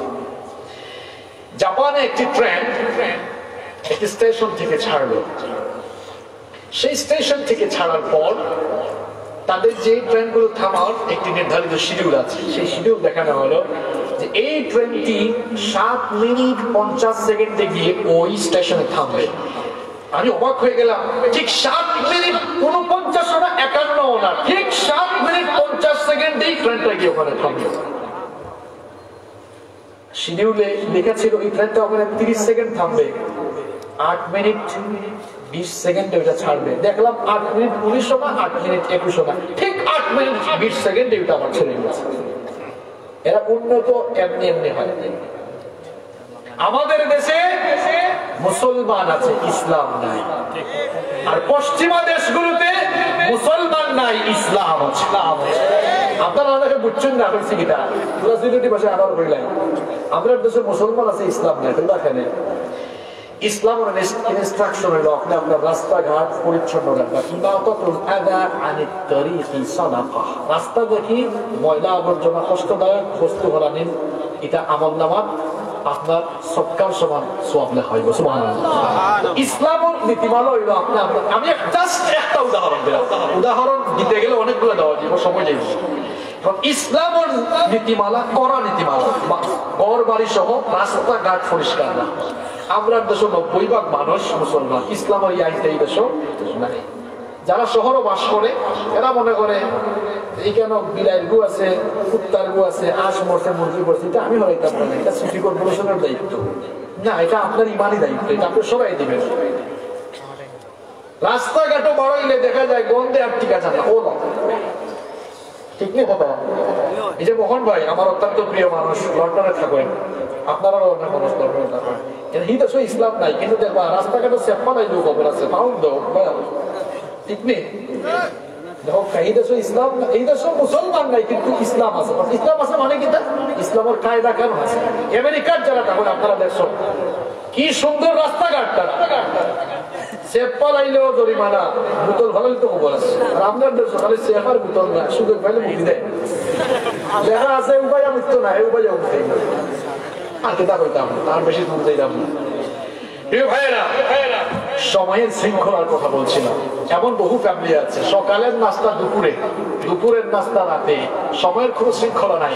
এটি কোনো সুখী পরিবারের ক্যারেক্টারিস্টিক হতে পারে না।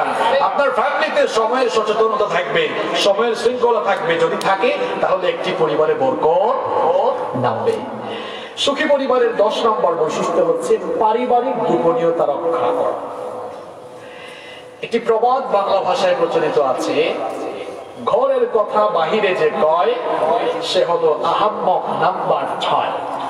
আমি আবার বলি, ঘরের কথা বাহিরে যে কয় সে হলো আহাম্মক নাম্বার 6। গরুর মাত বাইরে হইবা না, বেড়া লাগিয়েছি লাগিয়েছি। ঘরের কথা বাহিরে বলা যাবে, এটি সুখী পরিবারের একটি অন্যতম বৈশিষ্ট্য। সুখী পরিবারের 11 নম্বর বৈশিষ্ট্য কিংবা একটি সুখী পরিবার গঠনের 11 নম্বর উপাদান হচ্ছে আপনার সন্তানগুলোর হক আদায় করা, সন্তানগুলোর প্রতি যত্নবান হওয়া। সন্তানদের অনেক হক আছে, যেমন তার সুন্দর একটি নাম নির্বাচন করা। এখন নাম রাখি আমরা বল, কোন সময় যে নাট রাখবো ওইখানে আল্লাহ বলেন। আরেক জায়গায় নাম রেখেছে সাগর, সাগরের। আরেকজনের নাম নদী, মেয়েদের নাম নদী রাখে না তো? সাগর ছেলে বড় হওয়ার পর টি শার্টে লিখেছে সাগরের বুকে নদী। এখন নাম রাখার যে কায়দা কানুন, এগুলোর নাম রেখেছে সাগর, পরেরটার নাম রেখেছে নদী। এখন যদি আল্লাহ তাআলা আরো কোনো সন্তান দেয়, নাম রাখার সিস্টেম বলতেছে বাকিগুলোর নাম হওয়ার সম্ভাবনা, এগুলোর নাম সাগর নদী যদি হয়, বাকি কেউ যদি আসে হবে খাল, বিল, পুকুর, নদী, কুয়া। নাম রাখার পদ্ধতি তো তাই বলে। আরেক জায়গায় সন্তানের নাম রেখেছে আকাশ। এর বাদে হুজুরের কাছে আমি এখন হুজুর একটু মাথা তার দুঃখ আছে, আমার বাবা যেন হাফেজ। আজ পর্যন্ত হুজুর নেই কোন হুজুরের নাম হযরত মাওলানা হাফেজ আকাশ আহমেদ, হযরত মাওলানা সাগর আহমেদ।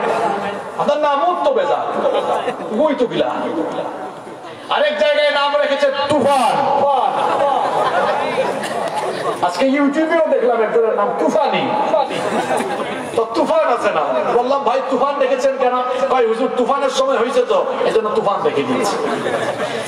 মেয়ের নাম রেখেছে বৃষ্টি। বললাম বৃষ্টি রাখছেন কেন? ভাই হুজুর বৃষ্টির সময় হয়েছে তো। বৃষ্টি নামের মেয়ে আছে না? এলাকায় আছে কি? এত মেয়ের খবর থাকে কেন?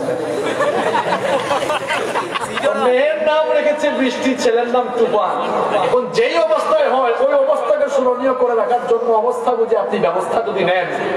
এখন যদি বজ্রপাত, বিজলি চমকানোর সময় কোন সন্তানের জন্ম হয়, আপনি কি রাখবেন নাম ঠাডা পড়ছে?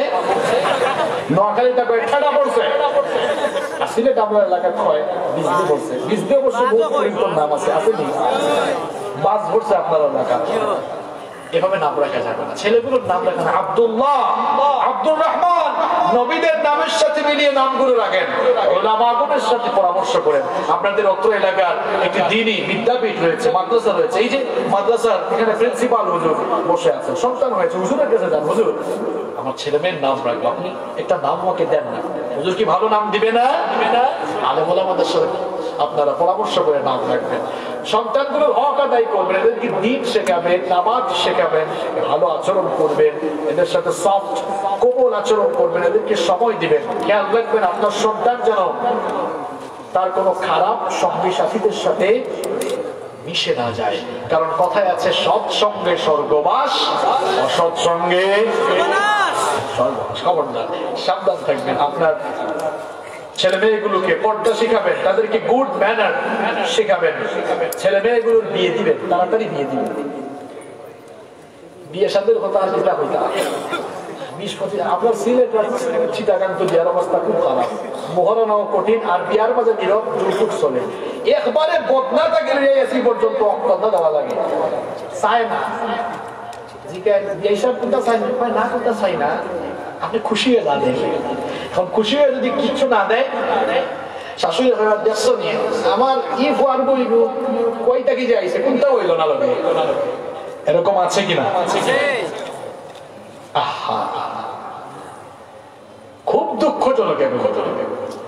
যাদের মধ্যে এই লোভ লালসা গুলো আছে, কেন আপনারা এগুলো করেন বলেন?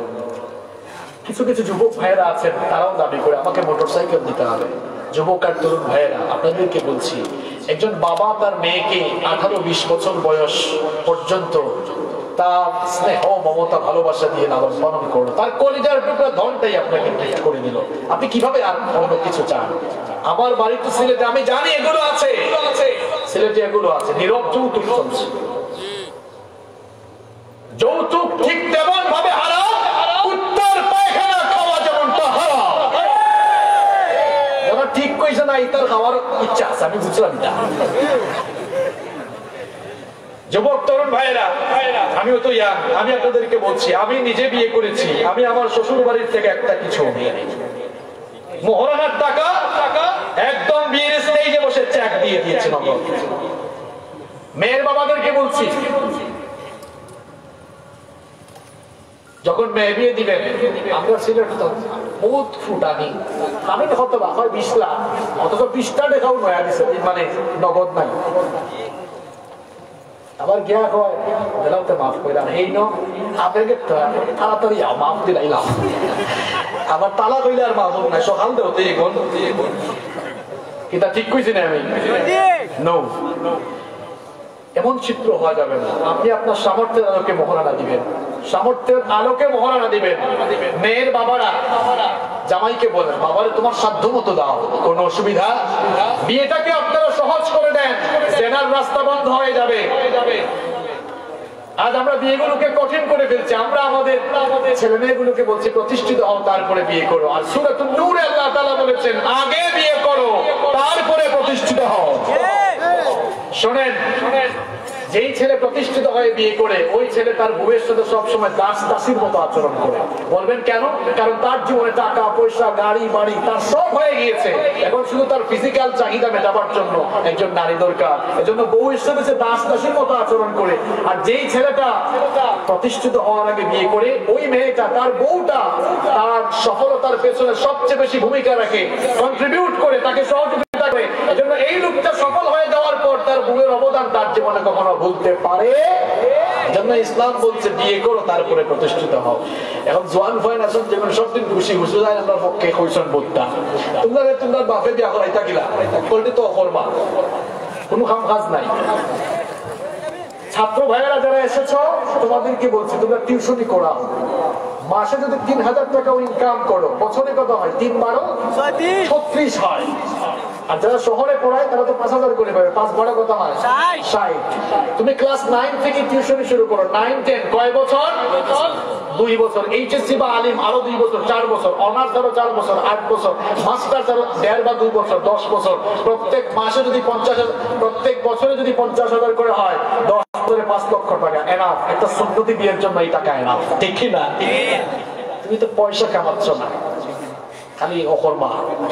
যারা গ্রামে থাকে, আপনি সবজি চাষ করেন, এখন অনলাইনে বিজনেস করা যায়। আমের সিজন আসলে রাজশাহী থেকে আম এনে সাপ্লাই দেন, অনলাইনে এখন অনেক বিজনেস করা যায়। আমাদের বক্তব্য রেকর্ড হচ্ছে, এখন বিভিন্ন শহরে পাঠা উবার আছে না, ড্রাইভিং শিখেন। আপনি স্কুল কলেজ থেকে এসে ড্রাইভিং করেন, আপনি প্রত্যেকদিন কিছু কিছু টাকা ইনকাম করেন। এই যে মোহন ভাই আমার পরিচিত মানুষ, মোহন ভাই নিশ্চয়ই আমার সাথে একমত হবেন। লন্ডনে অনেক স্টুডেন্টরা পার্ট টাইম অনেক কাজ করে, বাংলাদেশিরাও করে, ওরাও করে। কিন্তু আমরা তো আমরা জয়েন করে না রে বাবা খামো যাইও না, না রে বাবা খামো যাইও না, হয়ে যাই করে একবারে অকর্মা মানা যায়। আর ডিসকভার আর পালসার খালি, হ্যাঁ ডিসকভার আর পালসার দিয়া। সন্তানদেরকে অকর্মা বানানো যাবে না, উপযুক্ত বয়সে বিয়ে করে ফেলতে হবে। সম্মানিত ভাইয়েরা, এরপরে সন্তানদের একটা হক হলো এদেরকে জায়গা সম্পদ ঠিক মতো ভাগ করে দিবে। ইসলামের জন্য মিরাস, যেটাকে ইংরেজিতে বলা হয় ল অফ ইনহেরিটেন্স, উত্তরাধিকার আইন। ইসলাম আপনার সম্পদ বন্টনের জন্য একটা উত্তরাধিকার আইন তৈরি করেছে, এটাকে ফারাইজ বলা হয়, এটাকে মিরাস বা মাওয়ারিদ বলা হয়। এখন আমরা সম্পদ বন্টন করি আমাদের নীতিতে, ইসলামের নীতিতে না। এক বাবার 4 ছেলে 2 মেয়ে। আপনাদের এলাকায় আপনারা জায়গা জমিকে বিঘা বলেন না কাঠা বলেন? আচ্ছা, কিয়ার দিয়ে বুঝায় 20 কিয়ার জমি। এখন 4 ফরমাজে ভাগ করে, 4 ভাজা 20। আর ফিরোজ ধরে বিয়া দেওয়ার সময় মাইকে ধরে তো কোনটা দিলাম না, জানো মাই ধরে দোয়া দিলাম। আপা আপনারা কইলাম যারা আপনারা কইবা আব্বা দোয়া লাগতো না, জিনিস শান্ত লাগতো, জিনিস দেখবা, এটা আপনার হক। আর যেই বাবা মেয়েকে ঠকাচ্ছেন, আপনার সম্পদের ভাগ মেয়েকে দিচ্ছেন না, 5 ওয়াক্তের নামাজই আপনি তাহাজ্জুদের নামাজ আদায় করেন, হাজী সাহেব হজ করে এসেছেন, মেয়েকে সম্পদের ভাগ না দিলে কিয়ামতের দিনে জালেম হয়ে আল্লাহর সামনে আপনাকে দাঁড়াতে হবে। খবরদার, সাবধান, মেয়ের ভাগটা দিয়ে দেবেন, মেয়ের ভাগটা দিয়ে দেন, নইলে আল্লাহর সামনে আসামি হিসাবে দাঁড়াতে। আর কষ্ট দিতে চাই না আপনাদেরকে, শেষ করতে চাই।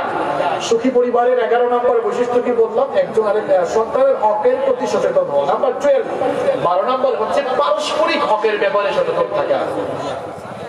সন্তানের প্রতি মা বাবা যেমন সচেতন থাকবে, তেমনি মা বাবার প্রতি সন্তানরাও ভালো আচরণ করবে। ভাই তার বোনের হক আদায় করবে, বোন তার ভাইয়ের হক আদায় করবে। এরকম পারস্পরিক হকের ব্যাপারে সচেতন হতে হবে। নাম্বার 13, সুখী পরিবারের 13 নম্বর বৈশিষ্ট্য হচ্ছে পরস্পর পরস্পরের জন্য দোয়া করতে হবে। পরস্পর পরস্পরের জন্য কি করতে হবে? আপনার স্ত্রীর জন্য, আপনার সন্তানের জন্য দোয়া করেন। দোয়াটাও শিখালেন কি আল্লাহ তাআলা? দোয়া শিখালেন, রব্বানা হাব লানা মিন আজওয়াজিনা ওয়া যুররিয়াতিনা কুররাতা আ'য়ুনিন ওয়াজ'আলনা লিল মুত্তাকিনা ইমামা। কি চমৎকার দোয়া আল্লাহ তাআলা শিখালেন। তোমরা তোমাদের স্ত্রী আর সন্তানদের জন্য দোয়া করো, ওগো আমাদের রব, আমাদের স্ত্রী আর আমাদের সন্তানদেরকে চক্ষু শীতলকারী বানিয়ে দাও। বলে না আমি? আপনার স্ত্রী আর আপনার সন্তানকে যদি আপনি চক্ষু শীতলকারী সন্তান বানাতে চান, তাহলে পরিবারটাকে ইসলামের আলোকে গঠন করেন। বিশেষ করে আমি যেই কথার দিকে সবচেয়ে বেশি গুরুত্ব দিতে চাই, আপনার পরিবারে কোরআন ঢোকা, কোরআনের চর্চা করেন। পরিবারের মধ্যে যদি আপনারা কোরআনের চর্চা না বাড়ান, তাহলে এই ফ্যামিলি ধ্বংস হয়ে যাবে। আপনারা এখন কোরআন পড়েন না, কোরআনের চর্চা নেই। আগে ফজরের নামাজের পরে কোরআনের ধ্বনি শোনা যেত, আর এখন ফজরের নামাজের পরে, ফজরের নামাজ অনেকে পড়ে না, জামাতের সাথে ঘুমায়। আপনি আপনার জীবনে শান্তি পাচ্ছেন না, শান্তির ঠিকানা খুঁজে পাচ্ছেন না।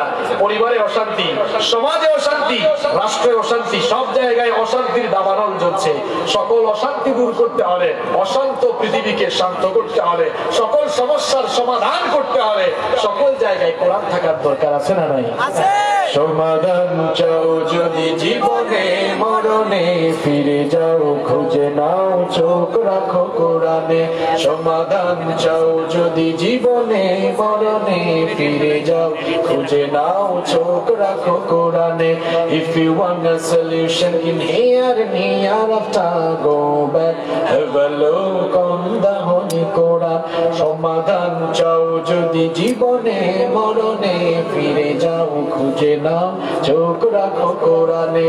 তবেই পাবে সুখ শান্তির ঠিকানা, তবেই পাবে সুখ শান্তির ঠিকানা, যদি মেনে নাও তুমি মনে প্রাণে। সমাধান, সমাধান চাও যদি জীবনে মরণে, ফিরে যাও খুঁজে নাও চোখ রাখো কোরআনে। If you want a solution in here and hereafter, go back and look on the Holy Quran. এ যে চির অম্লান চির মুক্তির ডাক, এ যে মহাবাণী খোদাই কালামে পাক। এ যে চির অম্লান চির মুক্তির ডাক, এ যে মহাবাণী খোদাই কালামে পাক। এই দুনিয়ার সেই দুনিয়া, এই দুনিয়া সেই দুনিয়া, শান্তি পাবে তুমি দু জাহানে। সমাধান সমাধান চাও যদি জীবনে মরণে, ফিরে যাও খুঁজে নাও চোখ রাখো কোরআনে। If you want a solution in here and hereafter, go back, have a look on the Holy Quran. হে বানি সকলে নয় শুধু মুমিনে, যারাই চলবে মেনে ফল পাবে কোরআনে।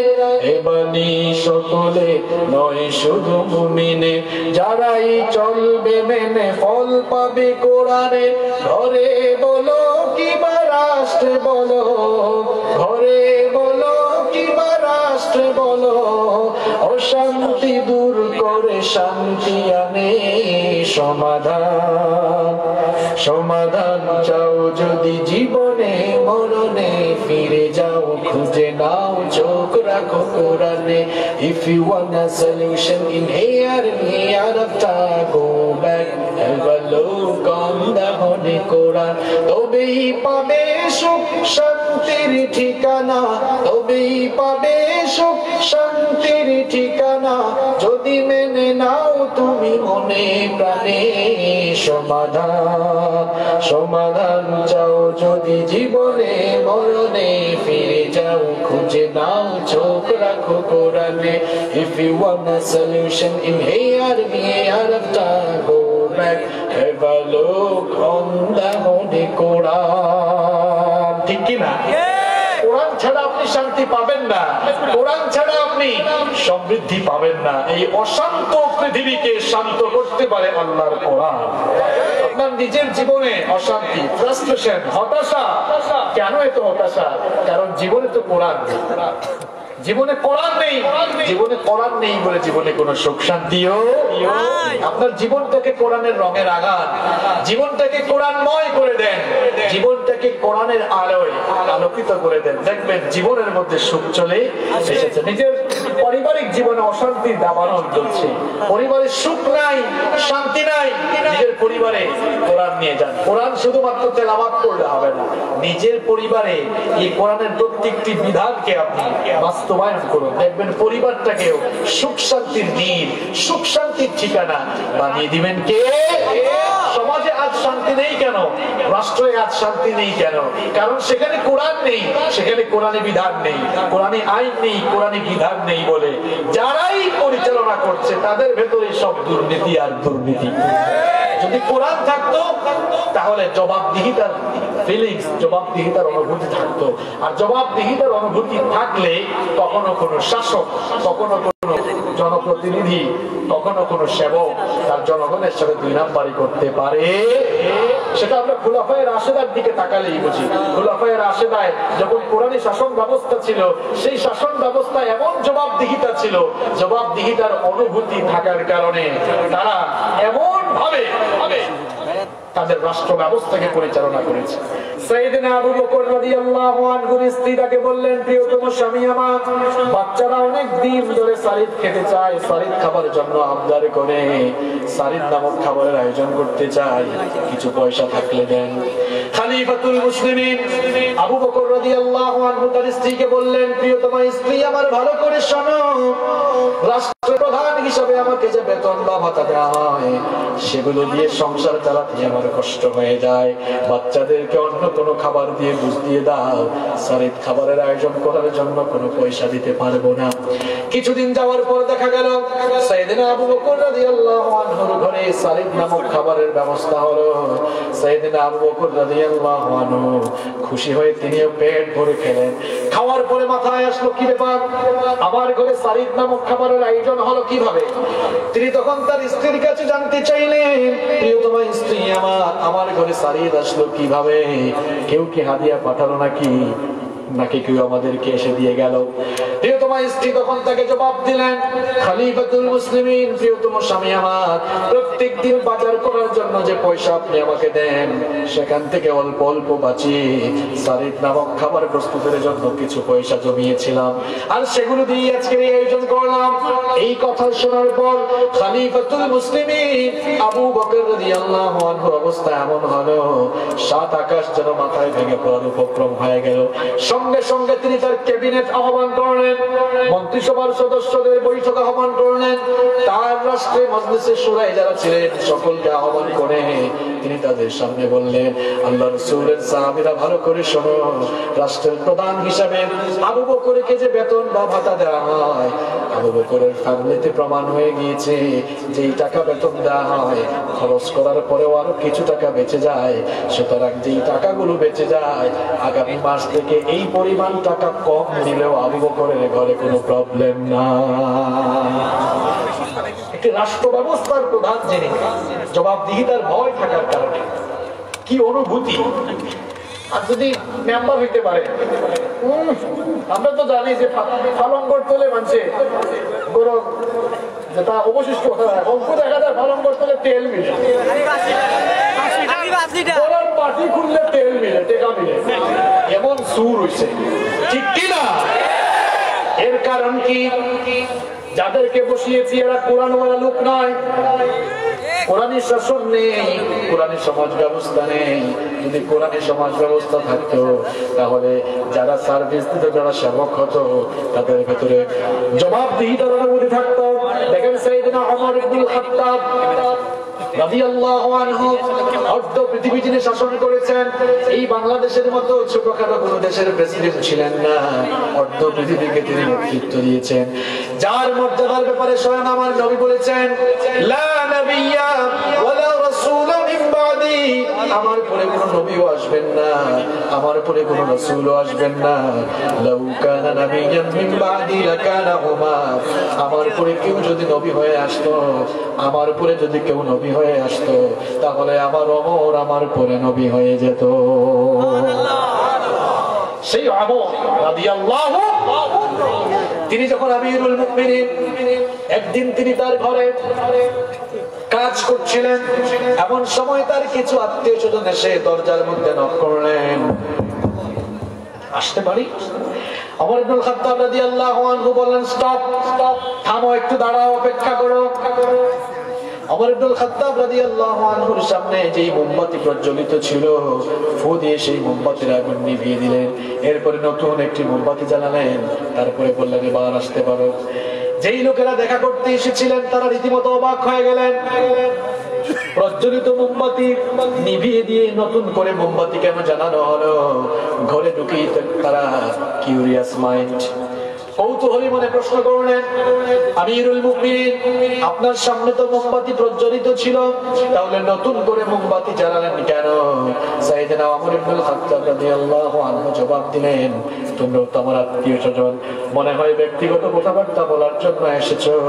তোমরা আসার আগে রাষ্ট্রের টাকায় কেনা মোমবাতি দিয়ে আমি রাষ্ট্রেরই কাজ করছিলাম। চিন্তা করলাম, রাষ্ট্রের টাকায় কেনা মোমবাতি দিয়ে সেই মোমবাতির আগুনে বসে বসে তো আমরা ব্যক্তিগত কথাবার্তা সারতে পারি না, এটা রাষ্ট্রের আমানতের খেয়ানত হয়ে যায়। এই জন্য তোমরা যখন আসলে রাষ্ট্রের টাকায় কেনা মোমবাতির আগুন নিভিয়ে দিয়ে আমি আমার ব্যক্তিগত টাকায় কেনা মোমবাতির আগুন জ্বালিয়ে দিলাম। আল্লাহু আকবার! এই হচ্ছে কোরআনের শাসন ব্যবস্থার নমুনা। আর আমাদের দেশে, আমরা দেশে তো এখন উপজেলা চেয়ারম্যান এসে গাড়ি দেয়, আমি বহুত জায়গায় দেখছি গাড়ি দিয়ে তার 14 গোষ্ঠীর পাবলিক বাস বানাইছে। কথা ঠিক নেই? এটা ইবাই দিয়ে আসেনি? আল্লাহ হেফাজত করুক। আমিন। কোরআনের শাসন ব্যবস্থা থাকলে শাসকদের অন্তরে আল্লাহর ভয় থাকে, জবাবদিহিতার ভয় থাকে। সাইয়েদনা ওমর ইবনুল খাত্তাব রাদিয়াল্লাহু আনহুর ছেলে মক্তব থেকে এসে কান্না করছে। ওমর ইবনুল খাত্তাব রাদিয়াল্লাহু আনহু বললেন, বাবারে কাঁদো কেন? তার ছেলে বললেন, বাবা গো, প্রত্যেকদিন মক্তবে যাই, মাদ্রাসায় যাই, আমার ফ্রেন্ড, আমার সহপাঠী যারা টিটকারি দেয়, দেখো প্রেসিডেন্টের ছেলে এমন জামা পরেছে, 14 তালি দেওয়া, এত তালি দেওয়া, এত তালি দেওয়া জামা গায়ে দিয়ে এসেছে, সে নাকি আবার প্রেসিডেন্টের ছেলে, এরকম করে টিটকারি মারে। আমার তো ভালো লাগে না, আপনার কাছে আবদার করছি, আমাকে নতুন ড্রেস বানিয়ে দেন, নতুন জামা বানিয়ে দেন। ছেলের কান্নাকাটি দেখে তিনি এবার সেন্ট্রাল ব্যাংক বাইতুল মালের গভর্নরের কাছে চিঠি লিখলেন। তিনি বললেন, আগামী মাসের বেতনটা অ্যাডভান্স করে দাও। চিঠি পাঠানোর পর টাকা না এসে দেখা গেল উল্টা আরেকটা চিঠি এসেছে। চিঠি খুলে দেখলেন, চিঠিতে লেখা আছে, বাইতুল মালের গভর্নর লিখেছেন, আগামী মাস পর্যন্ত বেঁচে থাকবেন, এই গ্যারান্টি দিলে আগামী মাসের বেতনটা অ্যাডভান্স দেওয়া হবে। চিঠিটা খুলেই তিনি অঝর ধারায় কান্না করতে লাগলেন। তার ছেলে বললেন, বাবা গো, আপনি কাঁদেন কেন? চিঠির মধ্যে এমন কি লেখা আছে? সাইয়েদনা ওমর ইবনুল খাত্তাব রাদিয়াল্লাহু আনহু চোখের পানি মুছতে মুছতে বললেন, বাবারে, আমার কাছে সেন্ট্রাল ব্যাংক থেকে টাকা আসে নাই, বরং আমার কাছে জানতে চাওয়া হয়েছে আগামী মাস পর্যন্ত আমি বাঁচবো কিনা। আগামী মাস কি আগামী একটা সেকেন্ডও বাঁচবো কিনা সেটাও আমি জানি না, এজন্য রাষ্ট্রের অগ্রিম বেতনও আমি নিতে পারি না। সুতরাং যেই ছেঁড়া জুব্বা আছে, ছেঁড়া জুব্বা গায়ে দিয়ে তুমি তোমার বক্তব্যে যাও। সুবহানাল্লাহ। এটা হচ্ছে কোরআনের শাসন ব্যবস্থার নমুনা।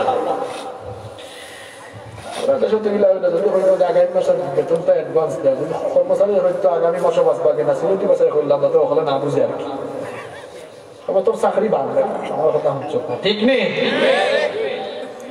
কোরআনী শাসন ব্যবস্থা থাকলে জনগণের কাছে, প্রজাদের কাছে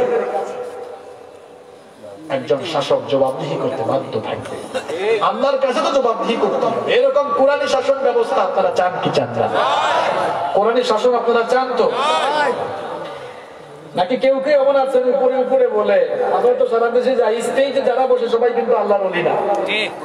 বাংলাদেশে এমনও আমরা দেখেছি, স্টেজে যারা বসে এরাই আলেম ওলামারা কথা বলাকালীন সময়ে ওলামাদের সাথে দুর্ব্যবহার করে মাহফিল বন্ধের চক্রান্ত করে। আল্লাহর ওলি না। আপনারা কি মনে করেন যে আপনারা কি মনে করেন যে হুজুরদের ডান ভাবে যারা বলে সব আল্লাহর ওলি না, আর যারা সামনে বসে এরাও আল্লাহর ওলি? তাই বাংলাদেশে এমন ছিল, আল্লাহু আকবার, কোনদিন আমরা এগুলো দেখি না। এই যে আমার এক চাচা আছে, চাচা বলেন তো, আপনি কোনদিন বাংলাদেশে এই চিত্র দেখেছেন? ওলামাগণ কি মনে করেন আপনারা? ওনারা সাধারণ কোন মানুষ নন। ইন্নাল উলামা ওয়ারাসাতুল আম্বিয়া, ওলামায়ে কেরাম হচ্ছেন আল্লাহর জমিনে নবীদের প্রতিনিধিত্বকারী। সাধারণ কোন মানুষ নন। রাসূল কারীম সাল্লাল্লাহু আলাইহি ওয়াসাল্লাম বলেন, আকাশে নক্ষত্ররাজির চেয়ে চাঁদের যেমন আলাদা শ্রেষ্ঠত্ব রয়েছে, তেমনি সাধারণ মানুষের উপরে আলেমদের শ্রেষ্ঠত্ব রয়েছে। সুবহানাল্লাহ পড়ে। আলেমদের সাথে দুর্ব্যবহার করবেন না। আলেমদের সাথে তারাই দুর্ব্যবহার করে, আলেমদের সাথে তারাই দুর্ব্যবহার করে কাফের মুশরিকদের প্রতিচ্ছবি কিংবা কাফের মুশরিকদের, ইসলাম বিরোধীদের রক্তের ভাইরাস তাদের ভেতরে রয়েছে। সম্মানিত ভাইয়েরা, এজন্য বুঝতে হবে আমাদেরকে, ওলামায়ে কেরামকে সম্মান করতে হবে। আল্লাহ আমাদেরকে বুঝার তৌফিক দান করুন। আপনারা তো আমার অবস্থা টাইট করে ফেলছেন, একেবারে 2 ঘন্টা এমন ভাবে আপনারা বসালেন। যাই হোক, হুজুর চলে এসেছেন, আমরা বলি আলহামদুলিল্লাহ। আপনারা খুশি না বেজার? হুজুর চলে এসেছেন, এমন মায়া 2 ঘন্টা বইয়া যে মায়া। আলহামদুলিল্লাহ, আমি আপনাদেরকে ভালোবাসি, উহিব্বুকুম ফিল্লাহ, আমি আপনাদেরকে ভালোবাসি। আপনারা আমার জন্য দোয়া করবেন। আমি আপনাদের এলাকার ছেলে, আমি আপনাদের এলাকার সন্তান, আপনাদের প্রত্যেকটি মুনাজাতে আমাকে শামিল রাখবেন তো ইনশাআল্লাহ। সফরে থাকি, সব সময় দোয়া করবেন আপনাদের এলাকার ছেলে হিসাবে, আপনাদের সন্তান, আপনাদের ভাই হিসাবে দোয়া করবেন। আল্লাহ যেন আমাকে হেফাজতে রাখে এবং কোরআনের একজন একনিষ্ঠ দায়ী হিসাবে আল্লাহ যেন আমাকে কবুল করে আপনাদের প্রত্যেকটি মুনাজাতে আমাকে শামিল রাখবেন। আল্লাহ তাআলা আপনাদেরকেও কবুল করুন, বলেন আমিন। আরে ভাইরা বসেন, হুজুর আসতেছেন, হুজুর আসার আগে এমন চিত্র মোটেও কাম্য নয়। বড়লেখার মানুষ অত্যন্ত সুশিক্ষিত এবং সচেতন। আপনারা আপনাদের সুশিক্ষা আর সচেতনতার বহিঃপ্রকাশ আজকে ঘটাবেন ইনশাআল্লাহ। কেউ উঠবেন না, হুজুর আমাদের উস্তাদদের উস্তাদ, আল্লাহর রাস্তায় কেউ উঠবেন না, বসেন। আমাদের উস্তাদদের উস্তাদ, সবাই বসেন। এমন একটি পরিবেশ সৃষ্টি করেন যেন হুজুরের স্টেজের উপরে উঠলেই খুশি হয়। এটা তাকবীর দেন তো, লিল্লাহি তাকবীর, আল্লাহু আকবার, লিল্লাহি তাকবীর, আল্লাহু আকবার। মেহমানের আগমন, শুভেচ্ছা, জাফরি হুজুরের আগমন। জাফরি হুজুরের আগমন।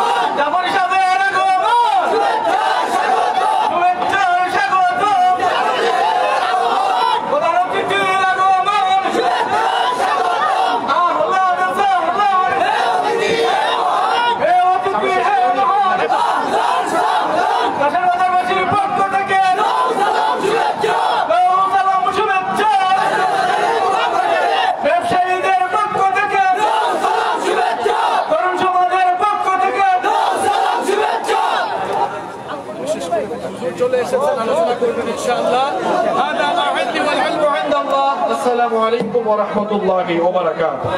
মাইকটা লাগিয়ে দেন ভাই।